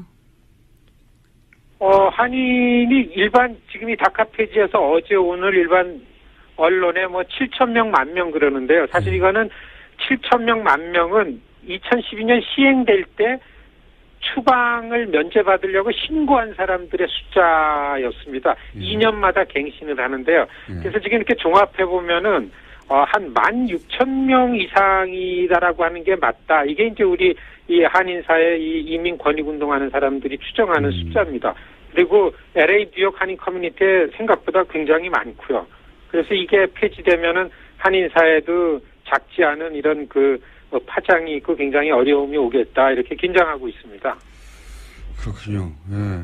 그렇게 그러면은 이제 그냥 추방이죠. 다른 것도 없고 6개월 유예 기간을 주고 그다음부터는 무조건 나가야 되는 거죠. 그래서 6개월 이제 지난 화요일 날 이 대통령이 뻘쭘하니 법무부 장관을 시켜서 폐지 선언을 시켰습니다. 그날 아침에 트럼프 대통령이 그 트위터를 알렸잖아요. 의회가 6개월 동안 다카에 대해서 일할 준비를 해라. 6개월 동안 어떤 대체 법안이 되지 않으면은 6개월 이후에는 이제 고스란히 이미 신고를 했습니다. 이거는 데이터베이스에 나는 불법 체류자로서 누가 여기 있다라는 걸 다 신고를 해서 혜택을 받고 있다가 고스란히 이 사람들은 그냥 추방 대상이 되어 오히려 스스로 신고한 사람들이 이제 추방 대상 명단에 확보되는 거니까. 아하. 그 명단들은 그렇습니다. 그래서 많은 사람들이 그 미국에 있는 현실적으로 있는 시민들이 미국 정부를 신뢰하지 못하게 하는 아주 비인간적인 처사다. 이런 비판이 훨씬 더 많습니다. 그렇죠. 미국 정부에서 신고하면 유예시켜주겠다고 한 게 바로 직전 정부인데 이번에는 그 신고한 명단을 이용해서 바로 추방하겠다는 거잖아요. 예. 훨씬 불안해지는 거죠. 그렇군요. 예. 한 가지만 더 여쭤보겠습니다. 이렇게 되면 이제 그 말씀하신 대로 굉장히 많은 사람의 숫자들이 갑자기 일시에 한인사회뿐만 아니라 추방되게 됐는데 젊은 세대가 특히. 한인사회에서는 앞으로 어떻게 대응할 계획이십니까? 한인사회에는 한 15,6천 이상, 이 전체적으로 한 85만 내지 90만 명이 다카 수혜자였었습니다. 사실 이거를 어떻게 추방시키는 데는 간단치 않을 거고 어떻게 해서든지 6개월 이내. 안녕하세요. 김어준입니다. 서울시가 가구소득과 미취업 기간 등을 기준으로 청년들 구직 활동을 지원하겠다며 월 50만 원 한도로 지급하는 청년수당 클린 카드라는 게 있습니다. 이 카드로 노래방, 소주방, 영화관 등도 이용 가능하다며 보수 진영에서는 진작부터 문제 삼아왔습니다. 지난달에는 구체적으로 용처 제한의 항목까지 제시했었습니다. 학원 수강료, 시험 응시료 등으로 제한해야 한다는 거죠. 이런 이슈가 있으면 보수 매체는 이 카드로 모텔까지 결제 가능하다며 제목을 뽑습니다. 그런데 말이죠. 가구 소득이 낮은 미취업 기간이 길어진 청년들이 취업이 늦어져 형편도 어렵고 스트레스 받다가 소주도 한잔하고 영화도 한 편 보고 그리고 연인과 사랑도 할 수 있어야 그게 최소한의 사람답게 사는 꼴인 거죠. 미취업이 범죄가 아닙니다. 어떻게 사람이 취업 준비만 하고 삽니까? 청년들이 그 카드로 모텔을 가는 게 염치 없는 게 아니고 기성세대가 다음 세대에 제대로 된 일자리를 충분히 만들어지 못한 사회적 책임을 학원 수강료 좀 지원해 주는 걸로 다 했다고 생각한다면 그게 염치 없는 겁니다. 김어준 생각이었습니다.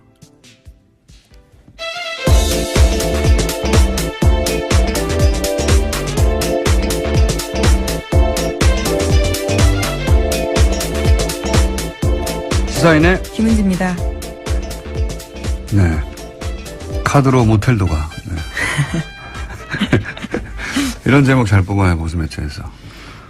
청년들 어딜 갑니까? 자기 집도 없는데. 자기들은 눈살롱 가면서.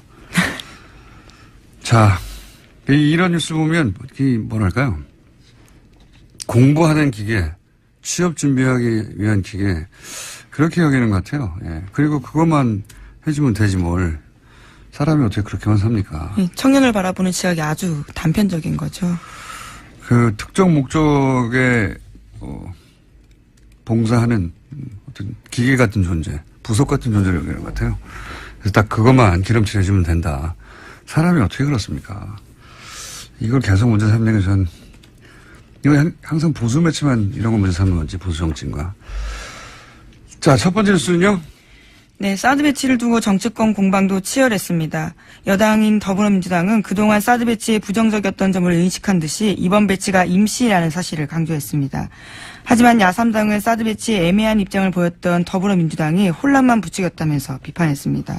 자유한국당은 괴담 유포에 대한 사과를 요구했고요. 국민의당과 바른정당은 수용할 수밖에 없는 현실이라고 하면서도 더는 소모적인 논란이 없어야 한다라고 강조했습니다. 정의당은 임시 배치가 말장난에 불과하다면서 대선 공약 파기라고 비판했습니다. 정의당에서는 이렇게 주장할 수 있죠. 근데 어제 김종대 의원이 또 트럼프의 푸들로 전락했다고 그래가지고 논란이 또 한 번 됐죠. 예. 뭐 정의당은 일관되게 사드 반대를 했기 때문에 이런 얘기 할 수 있습니다. 근데 푸들로 전락했다는 좀 많이 나왔네요. 예. 요게 이제 영국의 토니 블레어가 이라크 전쟁 때 미국보다 더 적극적으로 파병했다고 해가지고 그때 이제 부시의 푸들로 불리면서 이제 푸들이라는 단어가 푸들 자체는 털 안 빠지고 좋아요. 예. 실내에서 기르기에. 그런데 그리고 나서 워싱턴 포스트가 이명박 대통령 때 또 한 번 이런 표현을 사용했어요. 이게 토니 블레어의 강력한 경쟁자, 우리가 한 표현이 아니라 스트롱 컨텐더라고 이명박 전 대통령이 부시의 푸들이다 이런 표현을 한 적이 있는데, 근데 이게 너무 좀 나간 게 사드 배치를 그러면 미국보다 더 원한다 이런 맥락이어야 하거든요. 예. 시키기 전에 한다든가. 토니 블레어가 그랬다고 푸들이라고 들었는데 이건 좀 너무 나갔네요. 여간 정의당의 입장이 이럴 수는 있습니다. 당연히. 시민들도 반대할 수 있고, 시민단체도 반대할 수 있죠. 예. 진보적인 시민단체는 자기 정체성에 맞는 주장을 하는 거고요. 자, 이렇게 갈등이 있습니다. 뭐, 사실 민주사회는 갈등이 익숙해져야 돼요. 예전에 국민통합 져야 한다 이러면서 과거에는 갈등 자체를 제약시했는데, 국민통합이라는 단어가 일종의 사기였죠. 예. 정부와 다른 목소리를 내는 사람을 탄압하는. 어떻게 모두 같은 생각을 합니까? 예수님도 실패했는데, 부처님도 실패하고. 여간 갈등 자체는 뭐 문제가 아닌데 갈등을 어떻게 상대하느냐, 이게 이제 장기적으로 문제가 되겠죠. 이번 정권에서도. 사드 관련해서 말들이 많습니다, 여하간. 자, 다음 뉴스는요. 네, 국정원 민간인 댓글팀 소식 계속 전해드리고 있는데요. 이번에는 국정원 퇴직자 모임 전현직 간부들한테 검찰이 구속영장 청구한 바가 있습니다. 오늘 그 소식이 나왔는데 영장이 모두 기각됐습니다. 서울중앙지법 오민석 영장전담 부장판사가 오늘 밝힌 바인데요. 범죄 혐의는 소명되나 수사진행 경과 등에 비춰 도망 및 증거인멸의 염려가 있다고 보기 어렵다면서 양지회 전 기획실장 노모 씨에게 청구된 구속영장을 기각했습니다. 오민석 부장판사는 우병우 영장 기각한 분 아닙니까? 네, 첫 번째 영장을 기각했던 판사입니다. 첫 번째, 두 번째 영장이 모두 기각된 바가 있는데요. 네. 또 이정렬 전 판사님이 소환이 돼야 되겠네요. 이게 정말 이해가 안 가네요. 일반적인 상식으로도. 이 댓글 수사야말로 증거인멸의 화신들 아니었나요, 이때까지? 대마왕 케이스 아닙니까? 증거인멸에. 이거 뭐 개인 차원이 아니라 국정원 차원에서도 처음부터 부인하고 처음부터 자료를